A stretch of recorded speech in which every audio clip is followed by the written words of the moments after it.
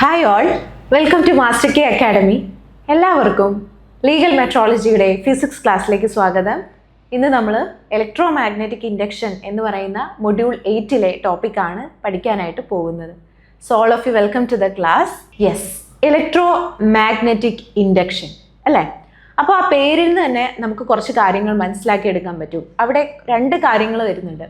Electro magnetism അല്ലെങ്കിൽ ഇലക്ട്രിസിറ്റിയും magnetism എന്ന് പറയുന്ന ഏറ്റവും ഇമ്പോർട്ടൻ്റ് ആയിട്ടുള്ള രണ്ട് പ്രതിഭാസങ്ങളാണ് അവിടെ നടക്കുന്നത്. അപ്പോൾ അവർ രണ്ടുപേരും കൂടെയുള്ള എന്തോ ഒരു ഇൻട്രാക്ഷനാണ് അവിടെ നടക്കുന്നത്. ഓക്കെ, അപ്പോൾ എന്താണ് ശരിക്കും ഇലക്ട്രോ മാഗ്നറ്റിക് ഇൻഡക്ഷൻ എന്ന് നമുക്ക് നോക്കാം.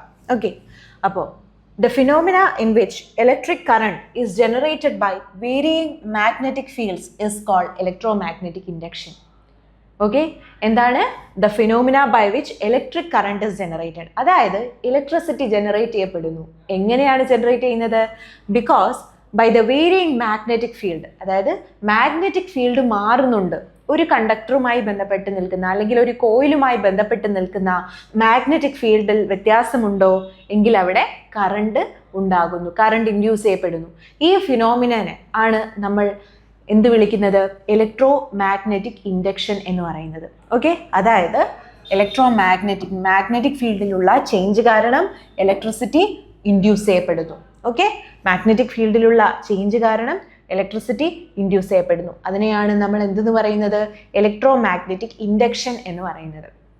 ഓക്കെ, അപ്പോൾ സിമ്പിളായിട്ട് നമ്മളിപ്പോൾ പറയുന്നതാണ് ഈ ഒരു ഡെഫിനിഷൻ. എക്സാക്ട്ലി പറയുകയാണെങ്കിൽ അതിൻ്റെ ഡെഫിനിഷൻ വരുന്നത് മാഗ്നറ്റിക് ഫ്ലക്സിലുള്ള ചേഞ്ച് എന്നാണ് നമ്മൾ പറയുക. അപ്പോൾ ഫ്ലക്സ് എന്താണെന്ന് നിങ്ങളിലേക്ക് എത്തിച്ചതിന് ശേഷം ഒന്നുകൂടി നമുക്കതിനെ റീഡിഫൈൻ ചെയ്യാം. ഓക്കെ, ഫോർ ടൈം ബീങ് എന്താണ് ഇലക്ട്രോ മാഗ്നറ്റിക് ഇൻഡക്ഷൻ എന്ന് പറയുമ്പോൾ പൊതുവേ നമുക്ക് എങ്ങനെ ഡിഫൈൻ ചെയ്യാം? മാഗ്നറ്റിക് ഫീൽഡിലുള്ള വ്യത്യാസം, വേരിയേഷൻ കാരണം ഇലക്ട്രിസിറ്റി ഉണ്ടാകുന്നു. ഈ പ്രോസസ്സ്, ഈ ഒരു പ്രതിഭാസത്തെയാണ് നമ്മൾ ഇലക്ട്രോ മാഗ്നറ്റിക് ഇൻഡക്ഷൻ എന്ന് പറയുന്നത്. അപ്പോൾ ഇലക്ട്രോ മാഗ്നറ്റിക് ഇൻഡക്ഷൻ കൊണ്ട് നമുക്ക് ഒരുപാട് ആപ്ലിക്കേഷൻസ് നമ്മുടെ ഡെയിലി ലൈഫിലും ഒക്കെ ഉണ്ട്. നമ്മൾ ഉപയോഗിക്കുന്ന ഒരുപാട് അപ്ലയൻസസിൽ ഇലക്ട്രോ മാഗ്നറ്റിക് ഇൻഡക്ഷൻ്റെ പ്രിൻസിപ്പൽ ഉണ്ട്, വർക്കിംഗ് പ്രിൻസിപ്പൽ ഉണ്ട്. ഓക്കെ, അപ്പോൾ അതെല്ലാം നമുക്ക് വിശദമായി എന്ത് ചെയ്യാം? ഈ ക്ലാസ്സിൽ പഠിക്കാം. ഓക്കെ, അപ്പോൾ ഇനി ഇത് സംബന്ധമായിട്ട് നമുക്ക് എന്താണ്, അല്ലെങ്കിൽ ഈ ഒരു കണ്ടുപിടുത്തത്തിലേക്ക് എന്തുകൊണ്ടാണ് നയിച്ചത്, അല്ലെങ്കിൽ എന്താണ് കാരണമായത്? അതിന് കുറച്ച് സയൻറ്റിസ്റ്റുകളാണ്, ഒബ്വിയസ്ലി കുറച്ച് സയൻറ്റിസ്റ്റാണ്, അവരുടെ കുറേ എക്സ്പെരിമെൻറ്റ്സ് ആണ് ഇലക്ട്രോ മാഗ്നറ്റിക് ഇൻഡക്ഷൻ എന്ന് പറയുന്ന ഒരു ഫിനോമിന ഉണ്ട് എന്ന് നമുക്ക് തെളിയിച്ചു തരുന്നത്. അപ്പോൾ അതിനു മുന്നേ നിങ്ങളോടൊരു കാര്യം ഞാൻ റീകോൾ ചെയ്യാൻ പറയുകയാണ്. അതായത് ഹാൻസ് ക്രിസ്റ്റ്യൻ ഈസ്റ്റഡ്. എന്താണ് ഹാൻസ് ക്രിസ്റ്റ്യൻ ഈസ്റ്റഡ്? നമ്മൾ എഴുതുമ്പം OESTERD, ഈസ്റ്റഡ് എന്നൊക്കെ പറഞ്ഞ് നമ്മൾ സയൻസ് ടെക്സ്റ്റ് ബുക്സിൽ നമ്മൾ പഠിച്ചിട്ടുള്ളതാണ്. ഹാൻസ് ക്രിസ്റ്റ്യൻ ഈസ്റ്റഡ് എന്താ പറഞ്ഞത്? Yes, A current carrying coil can act S A magnet. അല്ലേ, ഒരു കറണ്ട് ക്യാരി ചെയ്യുന്ന കോയിലിന് മാഗ്നറ്റായിട്ട് ആക്ട് ചെയ്യാൻ പറ്റും. കോയിൽ എന്ന് പറഞ്ഞാൽ എന്താണ്? യെസ്, കോയിൽ എന്ന് പറഞ്ഞു കഴിഞ്ഞാൽ എന്താ, ഇങ്ങനെ കുറേ വയറുകൾ ചുറ്റി വെച്ചേക്കുന്ന അതിനെയാണ് നമ്മൾ കോയിൽ എന്ന് പറയുന്നത്. ഓക്കെ, അപ്പോൾ അങ്ങനെയുള്ള ഒരു കോയിലിലേക്ക് കറണ്ട് പാസ് ചെയ്യുകയാണെങ്കിൽ, അപ്പോൾ ഇങ്ങനെ നമ്മളൊരു കോയിൽ എടുത്തു കഴിഞ്ഞാൽ ആ കോയിലിലൂടെ കറണ്ട് പാസ് ചെയ്യുന്നു എന്നുണ്ടെങ്കിൽ നമുക്ക് എന്ത് പറയാം? ആ കറണ്ട് പാസ് ചെയ്യുന്ന കോയിലിനെ നമുക്കൊരു മാഗ്നറ്റ് എന്ന് വിളിക്കാം. എന്ത് വിളിക്കാം? നമുക്ക് മാഗ്നറ്റ് എന്ന് വിളിക്കാം. സോ ഹാൻസ് ക്രിസ്റ്റ്യൻ ഈസ്റ്റഡ് അദ്ദേഹത്തിൻ്റെ എക്സ്പെരിമെൻറ്റ്സ്, അദ്ദേഹം ആക്സിഡൻ്റലി ലബോറട്ടറിയിൽ വെച്ച് കണ്ടെത്തിയ ഒരു സാധനമാണ് ഒരു കറണ്ട് ക്യാരിയിങ് കണ്ടക്ടറിനെ മാഗ്നറ്റായിട്ട് ആക്ട് ചെയ്യാൻ പറ്റും എന്നൊക്കെ ഉള്ള കാര്യങ്ങൾ. അപ്പോൾ അതും ഇവിടെ ഒന്ന് ഓർത്തിരിക്കുക. ഓക്കെ, പക്ഷേ ഇവിടെ നമ്മൾ പഠിക്കുന്ന നേരെ തിരിച്ചാണ്. മാഗ്നറ്റിസം കാരണം കറണ്ട് ഉണ്ടാകുന്നു, ഇവിടെ കറണ്ട് ക്യാരിയിങ് കണ്ടക്ടർ മാഗ്നറ്റായിട്ട് ആക്ട് ചെയ്യുന്നു എന്നാണ് ഹാൻസ് ക്രിസ്റ്റ്യൻ ഈസ്റ്റഡ് പറഞ്ഞത്. അതായത് മാഗ്നറ്റിസവും കറണ്ടും പരസ്പരം എന്താണ്, കോസും എഫക്റ്റും ആവുന്ന കേസുകളാണ്. ഇപ്പോൾ ഇലക്ട്രോ മാഗ്നറ്റിക് ഇൻഡക്ഷനിൽ എന്താണ് നമുക്ക് മനസ്സിലാക്കേണ്ടത്? മാഗ്നറ്റിക് ഫീൽഡിൻ്റെ വേരിയേഷൻ കാരണം കറണ്ട് ഉണ്ടാകുന്നു. ഓക്കെ, അപ്പോൾ ഞാൻ ഹാൻസ് ക്രിസ്റ്റ്യൻ ഈസ്റ്റഡിൻ്റെ പ്രിൻസിപ്പൽ ഇവിടെ ഒന്ന് എടുത്തു പറഞ്ഞതാണ്. നമുക്കിനി ആവശ്യം വരും, ഒരു കറണ്ട് ക്യാരിയിങ് കോയിലിന് മാഗ്നറ്റായിട്ട് ആക്ട് ചെയ്യാൻ സാധിക്കും എന്നുള്ള കാര്യമാണ് അദ്ദേഹം നമ്മളോട് പറഞ്ഞത്. ഓക്കെ, അപ്പോൾ ഇനി നമുക്ക് ഇവിടുത്തെ എക്സ്പെരിമെൻറ്റ്സ് എന്താണെന്ന് നമുക്ക് നോക്കാം. ഓക്കെ, അപ്പോൾ ഈ എക്സ്പെരിമെൻറ്റ്സ് ആണ് നമ്മൾ ഇലക്ട്രോ മാഗ്നറ്റിക് ഇൻഡക്ഷൻ എന്ന് പറയുന്ന ഒരു പ്രതിഭാസം നടക്കുന്നുണ്ട് എന്ന് തെളിയിച്ചത്. അതിന് വേണ്ടിയിട്ട് നമ്മൾ എക്സ്പെരിമെൻറ്റ്സിൽ ആരാണ് ശരിക്കും ഫാരഡേ ആൻഡ് ഹെൻറി. മെയിൻലി ഫാരഡേക്ക് വലിയൊരു കോൺട്രിബ്യൂഷൻ ഉണ്ട് ഇലക്ട്രോ മാഗ്നറ്റിക് ഇൻഡക്ഷൻ എന്ന് പറയുന്ന ആ ഒരു പ്രിൻസിപ്പിൾ നമ്മളിലേക്ക് എത്തിച്ചതിൽ ഫാരഡേക്ക് വളരെയധികം വലിയൊരു പങ്കുണ്ട്. ഓക്കെ, അപ്പോൾ ഫാരഡേയുടെയും ഹെൻറിയുടെയും കൂടി എക്സ്പെരിമെൻറ്റ്സ് ആണ് നമ്മളിവിടെ ഡിസ്കസ് ചെയ്യാനായിട്ട് പോകുന്നത്. അതിന് വേണ്ടിയിട്ട് നമ്മളിവിടെ ഒരു എക്സ്പെരിമെൻ്റൽ സെറ്റപ്പ് നമുക്ക് കാണാൻ പറ്റും. എന്താണ്? യെസ്, ഒരു കോയിലുണ്ട്. ആ കോയില് എന്താണ് ഇങ്ങനെ ഒരു ഗാൽവാനോമീറ്ററിലേക്കാണ് കണക്ട് ചെയ്തിരിക്കുന്നത്. അപ്പോൾ നിങ്ങൾക്ക് കാണാമല്ലോ ഒരു ഗാൽവാനോമീറ്റർ. യെസ്, ഗാൽവാനോമീറ്ററിൻ്റെ ഫങ്ഷൻ എന്താണ്? It helps us to know whether there is a current flowing in the circuit. സർക്യൂട്ടിൽ കറണ്ട് ഉണ്ടോ എന്ന് ഡിറ്റക്റ്റ് ചെയ്യാൻ സഹായിക്കുന്ന ഇൻസ്ട്രുമെൻ്റ് ആണ് ഗാൽവാനോമീറ്റർ. അപ്പോൾ ഒന്ന് ഓർത്തിരിക്കുക, ഇതൊക്കെ നമുക്ക് വേണമെങ്കിൽ ക്വസ്റ്റ്യൻ ആയിട്ട് ചോദിക്കാം. ഫാരഡേയുടെ എക്സ്പെരിമെൻറ്റിൽ ഏത് ഇൻസ്ട്രുമെൻ്റ് ആണ് സർക്യൂട്ടിൽ കണക്ട് ചെയ്തിരുന്നതെന്ന് അത്യാവശ്യമായിട്ട് ഓർത്തിരിക്കേണ്ടത് അതൊരു ഗാൽവാനോമീറ്റർ ആണ്. ഇവിടെ ഗാൽവാനോമീറ്റർ നമ്മൾ എടുത്തു പറയുന്നത് തന്നെ എന്തുകൊണ്ടാണ്? നമ്മളിവിടെ മാഗ്നറ്റിസം കാരണം കറണ്ട് ഉണ്ടാവുന്നോ എന്ന് നോക്കുകയാണ്. ഇവിടെ എക്സ്പെരിമെൻ്റ് വൈസ് നമ്മൾ നോക്കുകയാണ്. അപ്പോൾ അതിന് നമുക്ക് അവിടെ ഒരു ഗാൽവാനോമീറ്റർ അത്യാവശ്യമാണ്. ഓക്കെ, അപ്പോൾ ഞാൻ ആദ്യത്തെ ഈ ഒരു കേസ് പറയാം. ഓക്കെ, അപ്പോൾ എന്താ ഇവിടെ സംഭവിക്കുന്നതെന്ന് വെച്ച് കഴിഞ്ഞാൽ നോർമലി ഫസ്റ്റ് ഒരു കോയിൽ ഒരു ഗാൽവാനോമീറ്ററിലേക്ക് കണക്ട് ചെയ്ത് ഇങ്ങനെ വെച്ചിരിക്കുകയാണ്. അപ്പോൾ ഇനീഷ്യലി പ്രത്യേകിച്ച് ഒരു ഡിസ്റ്റർബൻസും ഇല്ല, ഒന്നും തന്നെ അങ്ങോട്ടേക്ക് കൊണ്ടുപോകുന്നില്ല. അപ്പോൾ ആ കോയിലിലൂടെ കറണ്ട് ഫ്ലോ ചെയ്യുന്നില്ല, കാരണം നമ്മൾ കറണ്ട് കൊടുക്കാൻ വേണ്ടി നമ്മൾ ബാറ്ററി ഒന്നും കണക്ട് ചെയ്തിട്ടില്ലല്ലോ. അപ്പോൾ നോർമലി ഒരു കറണ്ട് കോയിൽ മാത്രമേ ഉള്ളൂ, അത് ഗാൽവാനോമീറ്ററിലേക്ക് കണക്ട് ചെയ്യുന്നുണ്ട്. അപ്പോൾ ഗാൽവാനോമീറ്ററിൽ പ്രത്യേകിച്ച് റീഡിംഗ് ഒന്നും കാണിക്കില്ല. ഈ ഒരു ആരോ മാർക്ക്, ഈ ഒരു നീഡിൽ എന്ന് പറയുന്നത് കറക്റ്റ് 0-ൽ പോയിന്റ് ചെയ്ത് ഇങ്ങനെ നിൽക്കും. ആ ഒരു സിറ്റുവേഷൻ അവിടെ എന്താ സംഭവിക്കുന്നതെന്ന് വെച്ച് കഴിഞ്ഞാൽ ഒരു ബാർ മാഗ്നറ്റിനെ അതിൻ്റെ അടുത്തേക്ക് കൊണ്ടുപോവാണ്. എന്തിനെയാണ് കൊണ്ടുപോകുന്നത്? ഒരു ബാർ മാഗ്നറ്റ്. അപ്പോൾ ബാർ മാഗ്നറ്റ് എന്ന് പറയുമ്പോൾ നമ്മൾ പഠിച്ചിട്ടുണ്ട്, ഒരു മാഗ്നറ്റ് എന്ന് പറയുമ്പോൾ അത് ഡൈപോളാണ്. ഡൈപോളർ എന്ന് പറയുമ്പോൾ അതിൻ്റെ നോർത്ത് പോളും ഒരു സൗത്ത് പോളും ഉണ്ടെന്ന് നമ്മൾ പഠിച്ചിട്ടുണ്ട് അല്ലേ? അപ്പോൾ അങ്ങനെയുള്ള ഒരു ബാർ മാഗ്നറ്റിനെ നമ്മൾ ഈ കോയിലിന് അടുത്തേക്ക് കൊണ്ടുപോവുകയാണ്. അപ്പോൾ പതുക്കെ ഇങ്ങനെ മൂവ് ചെയ്യിക്കുകയാണ്. അങ്ങനെ മൂവ് ചെയ്യുന്ന സന്ദർഭത്തിൽ എന്താ നമുക്ക് കാണാൻ പറ്റിയെന്ന് വെച്ച് കഴിഞ്ഞാൽ ഗാൽവാനോമീറ്റർ ഇപ്പോൾ സീറോ ഡിഫ്ലക്ഷൻ അല്ല, സീറോ ഡിഫ്ലക്ഷന് പകരം അത് ഒരു സൈഡിലേക്ക് ഡിഫ്ലക്റ്റ് ചെയ്തിരിക്കുകയാണ്. അതായത് സർക്യൂട്ടിലൂടെ, ആ കോയിലൂടെ കറണ്ട് ഫ്ലോ ചെയ്യുന്നുണ്ട് നമുക്ക് മനസ്സിലാക്കാം. ഓക്കെ, അപ്പോൾ ഫസ്റ്റ് എന്താ ചെയ്തത്? ഹെൻറിയുടെയും ഫാരഡേയുടെയും എക്സ്പെരിമെൻറ്റിൽ ഫസ്റ്റ് എന്താണ് നടന്നത്? ഒരു കോയിൽ ഉണ്ടായിരുന്നു. ആ കോയിലിനടുത്തേക്ക് നമ്മളൊരു ബാർ മാഗ്നറ്റിനെ ചലിപ്പിച്ചുകൊണ്ടിരിക്കുകയാണ്. And we can find that when the bar magnet is moving, bar magnet move ചെയ്തുകൊണ്ടിരിക്കുമ്പോൾ ആ കോയിലിലൂടെ കറണ്ട് ഫ്ലോ ചെയ്യുന്നതായിട്ട് നമുക്ക് ഡിറ്റക്റ്റ് ചെയ്യപ്പെടുകയാണ്. ബിഫോർ ഒരു കറണ്ടും ഉണ്ടായിരുന്നില്ല. കറണ്ടിന് വേണ്ടി നമ്മളിവിടെ ഒരു വോൾട്ടേജ് പവർ സപ്ലൈ ഒന്നും കൊടുത്തിട്ടുമില്ല. അപ്പോൾ അതിൽ നിന്ന് നമുക്ക് മനസ്സിലായി ഈ മാഗ്നറ്റ് അങ്ങോട്ട് മൂവ് ചെയ്തപ്പോൾ കറണ്ട് ഉണ്ടായി എന്നുള്ളത്. ഓക്കെ, ഇനി നമ്മൾ ചെയ്യാൻ പോകുന്നത് അതിൻ്റെ നെക്സ്റ്റ് കാര്യമാണ്. അതായത് ഈ മാഗ്നറ്റിനെ, അപ്പം നിങ്ങൾ കാണുന്നുണ്ടല്ലോ, ഇത് നോർത്തും ഇത് സൗത്തുമാണ്. നോർത്ത് പോളാണ് അകത്തേക്ക് കൊണ്ടുപോയത്, അതിൻ്റെ അടുത്തേക്ക് കൊണ്ടുപോയിട്ട് തിരിച്ചതിനെ പുറത്തേക്ക് കൊണ്ടുപോവുകയാണ്. That means it's been taken away. അപ്പോൾ പുറത്തേക്ക് കൊണ്ടുപോകുമ്പോൾ എന്താ കാണുന്നത്? അപ്പോഴും ഗാൽവാനോമീറ്റർ ഡിഫ്ലക്റ്റ് ചെയ്യുന്നുണ്ട്. പക്ഷേ ഇത്തവണ ഡിഫ്ലക്ഷൻ എങ്ങനെയാണെന്ന് നിങ്ങൾ നോക്കിക്കേ. ഡിഫ്ലക്ഷൻ എന്ന് പറയുന്നത് നേരെ ഓപ്പോസിറ്റ് ഡയറക്ഷനിലാണ് ഡിഫ്ലക്ഷൻ കാണുന്നത്. അതായത് ഇങ്ങോട്ടല്ല, മറിച്ച് ഇങ്ങോട്ടായിട്ടാണ്, നേരെ ഓപ്പോസിറ്റ്. അപ്പോൾ അതിൽ നിന്ന് എന്ത് മനസ്സിലാക്കാം നമുക്ക്? കറണ്ട് ഫ്ലോ ചെയ്യുന്നുണ്ട്. കറണ്ട് ഫ്ലോ ചെയ്യുന്നില്ല എന്നുണ്ടെങ്കിൽ ഡിഫ്ലക്ഷൻ നീഡിൽ എങ്ങോട്ടായിരുന്നേ പോയിരുന്നത്? 0 മാർക്കിലേക്കായിരുന്നു, 0-ലോട്ടായിരുന്നേ ആരോ മാർക്ക് നമ്മുടെ നീഡിൽ മാർക്ക് ചെയ്തിട്ടുണ്ടായിരുന്നേ. പക്ഷേ ഇപ്പോൾ അങ്ങനെയല്ല, നമ്മുടെ നീഡിൽ എങ്ങോട്ടാണ് മാർക്ക് ചെയ്തിരിക്കുന്നത്? പോയിന്റ് ചെയ്തിരിക്കുന്നത് ടു ദ എക്സ്ട്രീം എൻഡ്, മറ്റേ എൻഡിലോട്ട്. അതായത് കറണ്ട് ഇപ്പോൾ അതിൻ്റെ ഡയറക്ഷൻ റിവേഴ്സ് ചെയ്തിട്ടുണ്ട്. അപ്പോൾ ചുരുക്കി പറഞ്ഞാൽ മാഗ്നറ്റിനെ നമ്മൾ അങ്ങോട്ടേക്ക് കൊണ്ടുപോയപ്പോൾ കറണ്ട് ഒരു ക്ലോക്ക് വൈസ് ഡയറക്ഷനിൽ പോയെന്ന് വെച്ചോളൂ. അങ്ങനെയാണെങ്കിൽ മാഗ്നറ്റിനെ തിരിച്ചു കൊണ്ടുവന്നപ്പോൾ കറണ്ട് ആൻറ്റി ക്ലോക്ക് വൈസ് ഡയറക്ഷനിലൂടെ പോവുകയാണ്. ഓക്കെ, ഈ കോയിലിലൂടെ. അപ്പോൾ അത്രയും മനസ്സിലാവുന്നുണ്ടല്ലോ. ഇനി പിന്നെയും ഈ എക്സ്പെരിമെൻറ്റ് റിപ്പീറ്റ് ചെയ്തത് എങ്ങനെയാണ്? നേരത്തെ നോർത്ത് പോൾ അടുത്തേക്കാണ് കൊണ്ടുപോയത് അല്ലേ? ഇപ്പം നമ്മൾ സൗത്ത് പോളിനെയാണ് അടുത്തേക്ക് കൊണ്ടുപോകുന്നത്. നമ്മൾ നേരെ മാഗ്നറ്റ് തിരിച്ചു പിടിച്ച് സൗത്ത് പോളിനെ നമ്മൾ കോയിലിൻ്റെ അകത്തേക്ക് കൊണ്ടുപോവുകയാണ്. അപ്പോൾ എന്താ സംഭവിക്കുന്നത്? When the south pole is taken towards the coil, south പോളിനെ നമ്മൾ കോയിലിനകത്തേക്ക് കൊണ്ടുവരുമ്പോൾ എഗെയിൻ ഈ നമ്മുടെ ഗാൽവാനോമീറ്ററിൽ ഡിഫ്ലക്ഷൻ കാണിക്കുന്നുണ്ട്. ആൻഡ് ഡിഫ്ലക്ഷൻ എന്ന് പറയുന്നത് എക്സ്ട്രീം ലെഫ്റ്റിലോട്ടാണ്. എക്സ്ട്രീം ലെഫ്റ്റിലോട്ടാണ്. അതായത് ഇപ്പം നോർത്ത് അടുത്തോട്ട് കൊണ്ടുപോയപ്പോൾ എങ്ങോട്ടായിരുന്നു? എക്സ്ട്രീം റൈറ്റിലേക്കായിരുന്നു. സൗത്ത് അടുത്തോട്ട് കൊണ്ടുപോയപ്പോൾ എങ്ങനെയാണ്? എക്സ്ട്രീം ലെഫ്റ്റിലേക്കാണ്. എന്നിട്ട് നമ്മൾ ആ മാഗ്നറ്റിൻ്റെ സൗത്ത് പോളിനെ പിന്നെയും തിരിച്ച് പുറത്തേക്ക് കൊണ്ടുപോയാൽ പിന്നെയും അവിടെ ഡിഫ്ലക്ഷൻ കാണിക്കും. എങ്ങനെയാണ് ഡിഫ്ലക്ഷൻ ഉണ്ടാവുന്നത്? എക്സ്ട്രീം ലെഫ്റ്റിലേക്കായിരിക്കും, എക്സ്ട്രീം ലെഫ്റ്റിലേക്കായിരിക്കും. അതായത് നോർത്ത് പോൾ അടുത്ത് കൊണ്ടുപോയപ്പോഴും സൗത്ത് പോൾ പുറത്തോട്ട് കൊണ്ടുപോയപ്പോഴുമാണ് എക്സ്ട്രീം ലെഫ്റ്റിലേക്ക് പോയത്, എക്സ്ട്രീം ലെഫ്റ്റിലേക്ക് പോയത്. അതുപോലെ സൗത്ത് പോൾ അടുത്തേക്ക് കൊണ്ടുവന്നപ്പോഴും നോർത്ത് പോൾ പുറത്തേക്ക് കൊണ്ടുപോയപ്പോഴുമാണ് നമുക്ക് നീഡിൽ എങ്ങനെയാണ് ചെയ്തത്? എക്സ്ട്രീം റൈറ്റിലേക്ക് പോയത്. അപ്പോൾ ഈ ഡയറക്ഷനൊക്കെ നമ്മളൊന്ന് മനസ്സിലാക്കിയിരിക്കണം. ഓക്കെ, ഡയറക്ഷൻ്റെ കാര്യം നമുക്ക് പിന്നെ സംസാരിക്കാം. ആദ്യം നമുക്ക് അവിടെ ഉണ്ടായ കറണ്ടിനെ പറ്റി സംസാരിക്കാം. ഓക്കെ, അപ്പോൾ ഈ 4 കേസിൽ നമുക്ക് എന്ത് മനസ്സിലായി? കറണ്ട് സർക്യൂട്ടിലൂടെ ഫ്ലോ ചെയ്യുന്നുണ്ട് അല്ലേ?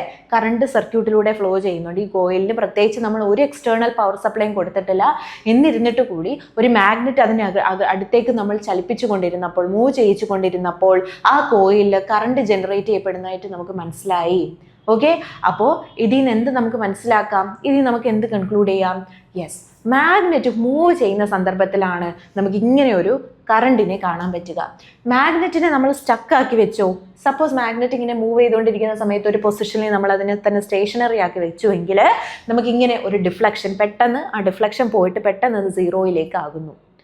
ഇനി ഇൻ കേസ് നമ്മൾ ഈ മാഗ്നറ്റിനെ എടുത്ത് നമ്മൾ ഉള്ളിലേക്ക് കൊണ്ടുപോയി, നമ്മൾ കോയിലിൻ്റെ അകത്തേക്ക് വെച്ചു, കുറച്ച് നേരം അവിടെ സ്റ്റേഷനറി ആക്കി വെച്ചാൽ അപ്പോഴും എന്ത് സംഭവിക്കും? നീഡിൽ പതുക്കെ 0യിലേക്ക് വരുന്നു.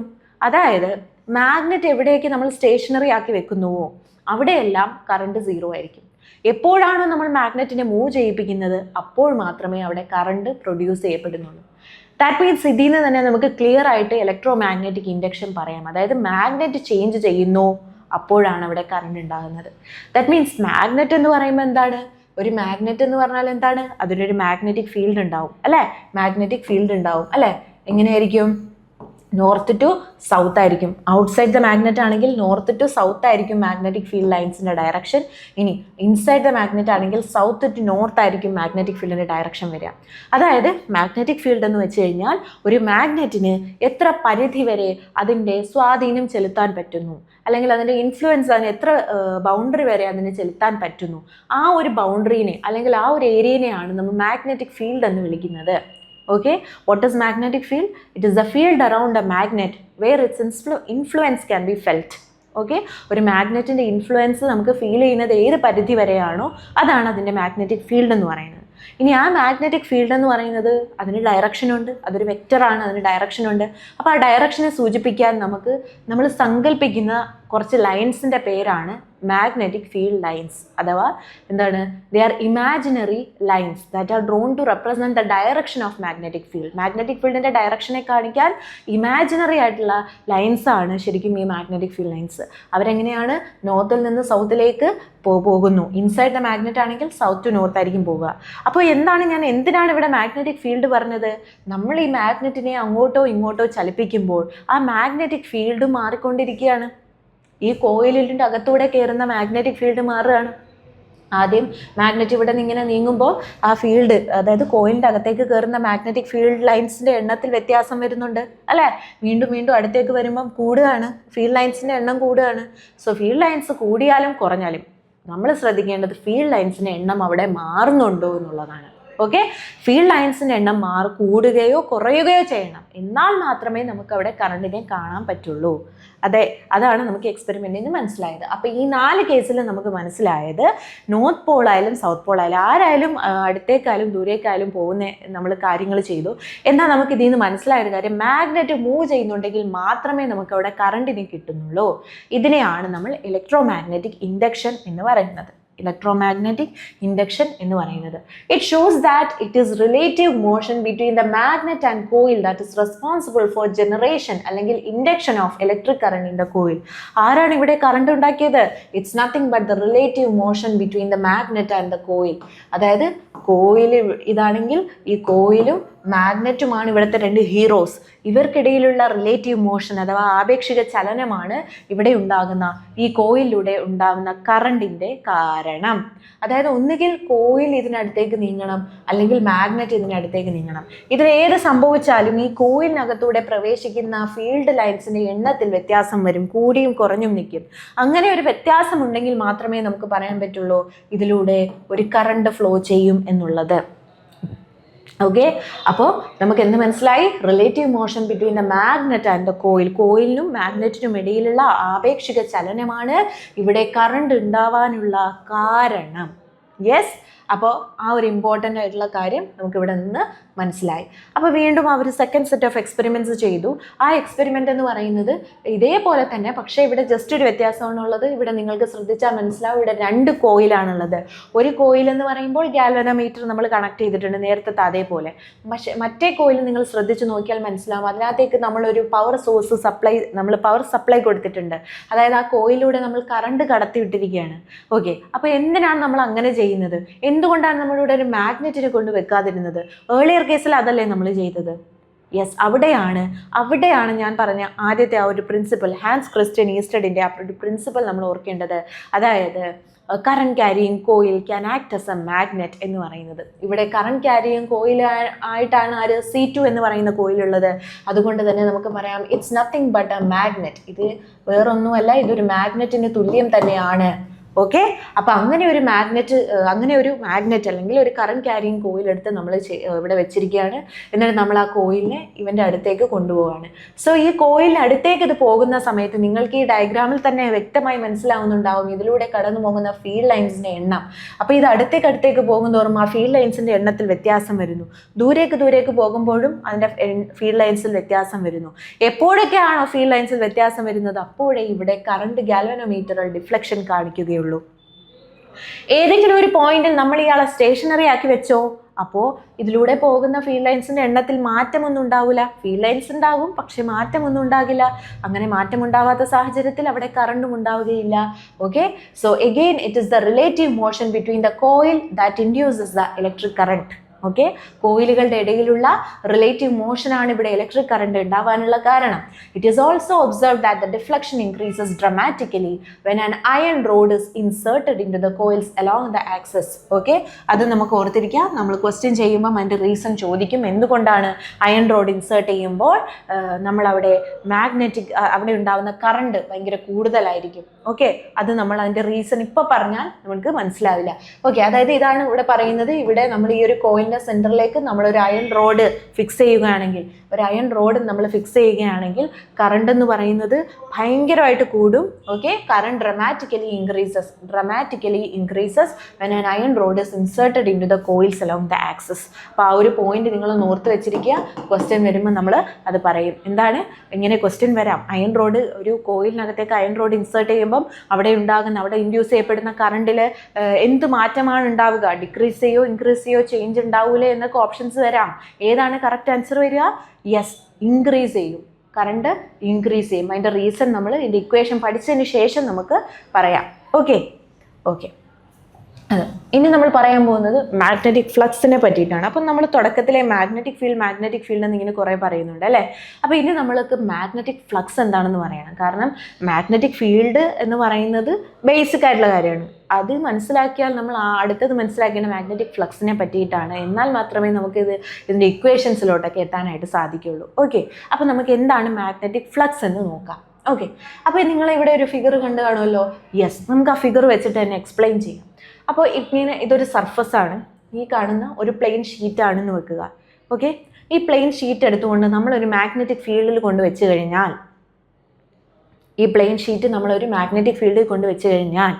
ആ ഷീറ്റിലൂടെ കടന്നു പോകുന്ന മാഗ്നറ്റിക് ഫീൽഡ് ലൈൻസിൻ്റെ എണ്ണം ഉണ്ടാകും അല്ലേ. എന്ന് പറഞ്ഞാൽ ഈ ഷീറ്റിലൂടെ ഒരു number of magnetic field lines കടന്നു പോകുന്നുണ്ടാവും. യെസ്, അപ്പോൾ ആ നമ്പർ ഓഫ് മാഗ്നറ്റിക് ഫീൽഡ് ലൈൻസിൻ്റെ എണ്ണത്തെയാണ് നമ്മൾ മാഗ്നറ്റിക് ഫ്ലക്സ് എന്ന് പറയുന്നത്. മാഗ്നറ്റിക് ഫ്ലക്സ് എന്ന് പറഞ്ഞു കഴിഞ്ഞാൽ it is the measure of number of magnetic field lines passing through A given surface. ഒരു സർഫസിലൂടെ കടന്നു പോകുന്ന മാഗ്നറ്റിക് ഫീൽഡ് ലൈൻസിൻ്റെ എണ്ണത്തെ വിളിക്കുന്ന പേരാണ്, അല്ലെങ്കിൽ ആ എണ്ണത്തിൻ്റെ ആ അളവിനെയാണ് നമ്മൾ മാഗ്നറ്റിക് ഫ്ലക്സ് എന്ന് പറയുന്നത്. Magnetic flux is the measure of total number of magnetic field lines passing through A given surface area.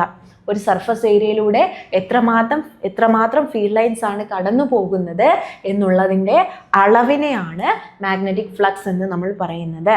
Magnetic ഫ്ലക്സിനെ നമ്മൾ യൂഷ്വലി ഫൈ എന്നാണ് സൂചിപ്പിക്കുന്നത്. അത് മാഗ്നറ്റിക് ഫ്ലക്സ് ആയതുകൊണ്ട് ഫൈ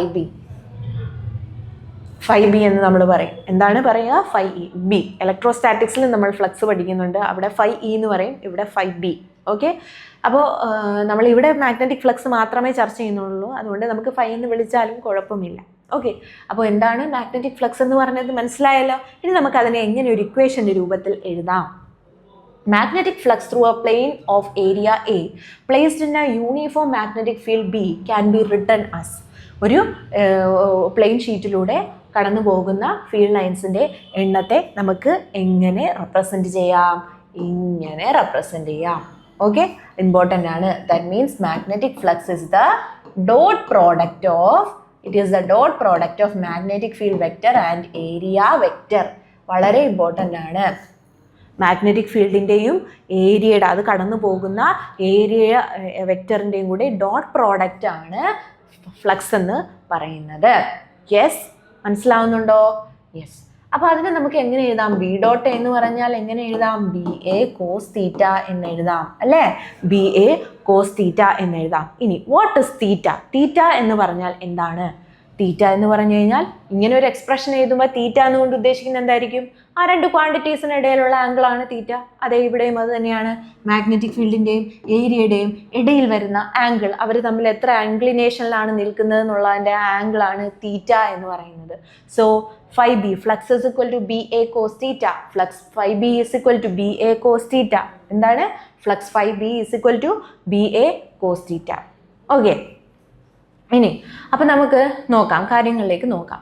ഇനി ഇവിടെ ചെറിയൊരു കൺഫ്യൂഷൻ നമുക്ക് എപ്പോഴും വരാൻ സാധ്യതയുണ്ട് ഈ ഏരിയ എന്ന് പറയുന്ന കോൺസെപ്റ്റിൽ. ഓക്കെ, അപ്പോൾ ഏരിയ എന്ന് പറഞ്ഞു കഴിഞ്ഞാൽ എന്താണ്? ഇപ്പം നമ്മൾ ഇതൊരു ഏരിയ ആയിട്ട് പരിഗണിച്ചാൽ ഇതിൻ്റെ ഏരിയ വെക്റ്റർ എങ്ങനെയായിരിക്കും? ഏരിയ വെക്റ്റർ, ഇത് ഏരിയ ആണെങ്കിൽ അതിൻ്റെ ഏരിയ വെക്റ്റർ എന്ന് പറയുന്നത് എപ്പോഴും എങ്ങനെയായിരിക്കും എന്നറിയാമോ? Area vector will always be perpendicular to the area. Okay, area vector എപ്പോഴും ആ ഏരിയയുമായിട്ട് എങ്ങനെയായിരിക്കും? പെർപെൻഡിക്കുലർ ആയിരിക്കും. ഒന്നുകിൽ പുറകോട്ടോ അല്ലെങ്കിൽ പുറത്തോട്ട് ഇങ്ങനെ പോകുന്ന രീതിയിലായിരിക്കും ഏരിയ വെക്റ്റർ ഉണ്ടാവുക. ഓക്കെ, അപ്പോൾ ഏരിയ വെക്റ്ററാണ് നമ്മളിവിടെ പറയുന്നത്, അല്ലാതെ ഏരിയ അല്ല. ഓക്കെ, അപ്പോൾ ഇവിടെ ഒന്ന് ആലോചിച്ച് നോക്കിക്കേ, ഇവിടെ ഫ്ലക്സിൻ്റെ ഡയറക്ഷൻ ഇങ്ങനെയാണ് പോകുന്നത്, അല്ലേ? മാഗ്നറ്റിക് ഫീൽഡിൻ്റെ ഡയറക്ഷൻ ഇങ്ങനെയാണ്. ഇനി ഏരിയ ശരിക്കും ഇതാണ് ഏരിയ വരിക. പക്ഷേ ഏരിയ വെക്റ്റർ എന്ന് പറയുന്നത് എന്താണ്? ഇങ്ങനെയാണ്, അല്ലേ? ഏരിയ വെക്റ്റർ എന്ന് പറഞ്ഞാൽ ആ പ്ലെയിൻ സർഫസിന് പെർപെൻഡിക്കുലർ ആണ് ഏരിയ വെക്റ്റർ. അപ്പോൾ ഏരിയ വെക്റ്ററിനും മാഗ്നറ്റിക് ഫീൽഡിനുമുള്ള ഇടയിലുള്ള ആംഗിൾ ആരാണ്? തീറ്റ. ആരാണ്? തീറ്റ. അപ്പോൾ ബി എ കോസ് തീറ്റ എന്ന് പറയുന്നതാണ് ഫ്ലക്സ് എന്ന് പറയുന്നത്. മനസ്സിലാവുന്നുണ്ടോ? യെസ്. അപ്പോൾ ഫ്ലക്സ് തീറ്റയുടെ വാല്യൂ മാറുന്നതിനനുസരിച്ച് ഫ്ലക്സിൻ്റെ വാല്യൂവും മാറും. അപ്പോൾ തീറ്റ എന്തൊക്കെ കാരണങ്ങൾ കൊണ്ട് ഫ്ലക്സിന് മാറ്റം വരാം? നമ്മളിവിടെ പഠിക്കുന്നതിന് എന്താണ്? ഒരു സർഫസിലൂടെ കടന്നു പോകുന്ന ഫീൽഡ് ലൈൻസിൻ്റെ എണ്ണത്തിൽ വ്യത്യാസം വരുമെങ്കിൽ മാത്രമാണ് നമുക്കവിടെ കറണ്ട് ഉണ്ടാവുക. അതായത് ഇലക്ട്രോ മാഗ്നറ്റിക് ഇൻഡക്ഷൻ ഉണ്ടാവണമെങ്കിൽ അവിടെ ഉണ്ടാവേണ്ട നെസസറി കണ്ടീഷൻ എന്ന് പറയുന്നത് അവിടുത്തെ മാഗ്നറ്റിക് ഫീൽഡ് ലൈൻസിൻ്റെ എണ്ണത്തിൽ വ്യത്യാസം വരണം. അതായത് ഈ പറയുന്ന ഫ്ലക്സിൽ വ്യത്യാസം വരണം. എപ്പോഴൊക്കെയാണ് ഫ്ലക്സ് ചേഞ്ച് ചെയ്യുക? ഒന്നുകിൽ മാഗ്നറ്റിക് ഫീൽഡിൽ ചേഞ്ച് വരാം, അവിടെ ഉണ്ടാകുന്ന മാഗ്നറ്റിക് ഫീൽഡിൽ പെട്ടെന്ന് വ്യത്യാസം വരാം. അതല്ലാന്നുണ്ടെങ്കിൽ നമ്മൾ ആദ്യം ഇങ്ങനെ ചുരുട്ടി വെച്ചിരുന്ന ഒരു ചെറിയൊരു കോയിലായിരുന്നു, പിന്നെ നമ്മൾ അതിനെ റെക്റ്റാങ്കിൾ ഷേപ്പിലാക്കി. അപ്പോൾ അതിലൂടെ അതിൻ്റെ ഏരിയ മാറിയില്ലേ? ഏരിയ മാറുമ്പോൾ അപ്പോഴും നമുക്ക് ഫ്ലക്സ് മാറ്റം സംഭവിക്കാം. ഒന്നുകിൽ മാഗ്നറ്റിക് ഫീൽഡ് അല്ലെങ്കിൽ ഏരിയ. അതുമല്ലെങ്കിൽ എന്ത് ചെയ്യാം? ഇവരുടെ രണ്ടുപേരുടെയും ഇടയിലുള്ള ആംഗിളിൽ മാറ്റം വന്നാലും ഈ ഒരു ഫ്ലക്സിൽ വ്യത്യാസം വരും. ഓക്കെ, അപ്പോൾ എന്തൊക്കെയാണ് നമ്മൾ പറഞ്ഞത്? Flux is the measure of magnetic field lines passing through A given surface. ഒരു സർഫസിലൂടെ എത്ര ഫീൽഡ് ലൈൻസുകൾ കടന്നു പോകുന്നു എന്നുള്ളതിൻ്റെ അളവിനെയാണ് നമ്മൾ മാഗ്നറ്റിക് ഫ്ലക്സ് എന്ന് പറയുന്നത്. മാഗ്നറ്റിക് ഫ്ലക്സിനെ നമ്മൾ ഫൈ എന്ന ലെറ്റർ ഉപയോഗിച്ചിട്ടാണ് റെപ്രസെൻ്റ് ചെയ്യുക. എസ്പെഷ്യലി 5b എന്ന് നമ്മൾ പറയും. എങ്ങനെയാണ് നമ്മൾ 5bയെ കാൽക്കുലേറ്റ് ചെയ്യുക? It is the dot product of magnetic field and area vector. Magnetic field വെക്ടറിൻ്റെയും ഏരിയ വെക്ടറിൻ്റെയും കൂടെ ഡോട്ട് പ്രോഡക്റ്റിനെയാണ് നമ്മൾ മാഗ്നറ്റിക് ഫ്ലക്സ് എന്ന് പറയുന്നത്. അപ്പോൾ ബി ഡോട്ട് എ നമുക്ക് എന്ത് പറയാം? ബി എ കോസ് തീറ്റ എന്ന് പറയാം. അപ്പോൾ എന്തൊക്കെ മാറ്റങ്ങൾ, അപ്പോൾ നമ്മളിവിടെ എന്താ പഠിക്കുന്ന? ഫ്ലക്സ് ചേഞ്ചിൽ എന്തെങ്കിലും മാറ്റം വരണം, എന്നാലല്ലേ അവിടെ ഇലക്ട്രോ മാഗ്നറ്റിക് ഇൻഡക്ഷൻ ഉണ്ടാവുള്ളൂ. അപ്പോൾ എന്തൊക്കെ കാരണങ്ങൾ കൊണ്ട് ഫ്ലക്സ് മാറാം? ഏത് B can change, magnetic field change വരാം, അല്ലെങ്കിൽ ഏരിയയിൽ വ്യത്യാസം വരാം, അതുമല്ലെങ്കിൽ ഇവർക്കിടയിലുള്ള ആംഗിളിൽ വ്യത്യാസം വരാം. ഓക്കെ, അപ്പോൾ ഇത്രയും കാര്യങ്ങൾ നമ്മളിവിടെ മസ്റ്റായിട്ട് മനസ്സിലാക്കിയേക്കണം. Yes, so where theta is the angle between B and A എന്ന് പറയുന്നതാണ്. ഓക്കെ, അപ്പോൾ നമുക്കിനി ഫ്ലക്സിനെ പറ്റി കാര്യങ്ങളൊക്കെ മനസ്സിലാക്കാം. The SI unit of magnetic flux is weber. പഠിച്ചു വെച്ചിരിക്കുക. നമുക്ക് ഇമ്പോർട്ടൻ്റ് ആയിട്ടുള്ള ക്വസ്റ്റ്യൻസ് ആണ്. What is the SI unit of magnetic flux? Weber എന്നാണ് നമ്മൾ പറയുക. അതല്ലെങ്കിൽ നമുക്ക് എന്തും പറയാം, tesla metre square, tesla metre square എന്നും പറയാം. അപ്പോൾ ടെസ്ല മീറ്റർ സ്ക്വയർ വന്ന് എന്തുകൊണ്ടാണ് 5b എന്ന് പറയുന്നത്? 5b എന്ന് പറയുന്നത് എന്താണ്? 5b എന്ന് പറയുന്നത് ബി ഡോട്ട് എ ആണ് അല്ലേ? ബി എന്ന് പറയുമ്പോൾ അതിൻ്റെ യൂണിറ്റ് ടെസ്ലയാണ്, ഏരിയയുടെ യൂണിറ്റ് മീറ്റർ സ്ക്വയർ ആണ്. അപ്പോൾ ടെസ്ല മീറ്റർ സ്ക്വയർ എന്ന യൂണിറ്റും വരാം. അതല്ലെങ്കിൽ നമ്മൾ സ്റ്റാൻഡേർഡ് യൂണിറ്റ് SI യൂണിറ്റ് ആയിട്ട് പറയുന്നത് എന്താണ്? വെബർ ആണ്. വെബറിനെ നമ്മൾ WB എന്ന ലെറ്റർ ഉപയോഗിച്ചിട്ട് ആണ് റെപ്രസെൻറ്റ് ചെയ്യുക. ഓക്കെ, അത് ഇമ്പോർട്ടൻ്റ് ആയിട്ട് നമുക്ക് പഠിക്കേണ്ട ഒന്നാണ്. പിന്നെ പറയാൻ പോകുന്നതും ഇമ്പോർട്ടൻ്റ് ആയിട്ടുള്ള ഒരു കാര്യമാണ് മാഗ്നറ്റിക് ഫ്ലക്സ് എന്ന് പറയുന്നത്. It is A scalar quantity. It is A scalar quantity. എപ്പോഴും നമുക്കത് തെറ്റിപ്പോകാൻ സാധ്യതയുണ്ട്. കാരണം മാഗ്നറ്റിക് ഫീൽഡ് എന്ന് പറയുന്നത് എപ്പോഴും ഒരു വെക്റ്റർ ക്വാണ്ടിറ്റിയാണ്, അതിന് ഡയറക്ഷൻ ഉണ്ടല്ലോ. അപ്പോൾ ഉറപ്പായിട്ടും മാഗ്നറ്റിക് ഫ്ലക്സും ഒരു ഡയറക്ഷൻ വേണ്ടി വരുന്ന ഒരു സാധനമാണ് എന്ന് നമുക്ക് തോന്നും. പക്ഷെ ഒരിക്കലും അല്ല, മാഗ്നറ്റിക് ഫ്ലക്സിന് ഡയറക്ഷൻ വേണ്ട, അത് സ്കെയിലാർ ക്വാണ്ടിറ്റിയാണ്. കാരണം മാഗ്നറ്റിക് ഫ്ലക്സിൻ്റെ ഡെഫിനിഷനിൽ തന്നെ നമ്മൾ പറയുന്നുണ്ട്, it is the measure of അല്ലെങ്കിൽ എമൗണ്ട് ഓഫ് ടോട്ടൽ നമ്പർ. അതൊരു വാല്യൂ ആണ്, ടോട്ടൽ നമ്പർ മാത്രമേ നമ്മളവിടെ കണ്ടുപിടിക്കുള്ളൂ, അല്ലാതെ അവിടെ ഡയറക്ഷൻ ഒരു പ്രാധാന്യവുമില്ല. അതുകൊണ്ട് തന്നെ നമ്മൾ മനസ്സിലാക്കുക, മാഗ്നറ്റിക് ഫ്ലക്സ് എന്ന് പറയുന്നത് ഒരു സ്കെയിലാർ ക്വാണ്ടിറ്റിയാണ്. എന്തുകൊണ്ടാണ്? ബിക്കോസ് അത് അവിടുത്തെ നമ്പറിനെയാണ് സൂചിപ്പിക്കുന്നത്, അല്ലാതെ അവിടുത്തെ ഡയറക്ഷനെ നോക്കുന്നില്ല. എത്ര ഫീൽഡ് ലൈൻസ് കടന്നു പോകുന്നു എന്നുള്ളതേ നോക്കുള്ളൂ, അല്ലാതെ അത് എങ്ങോട്ടാണ് പോകുന്നത് എന്നുള്ളത് അവിടെ ബാധകം അല്ല.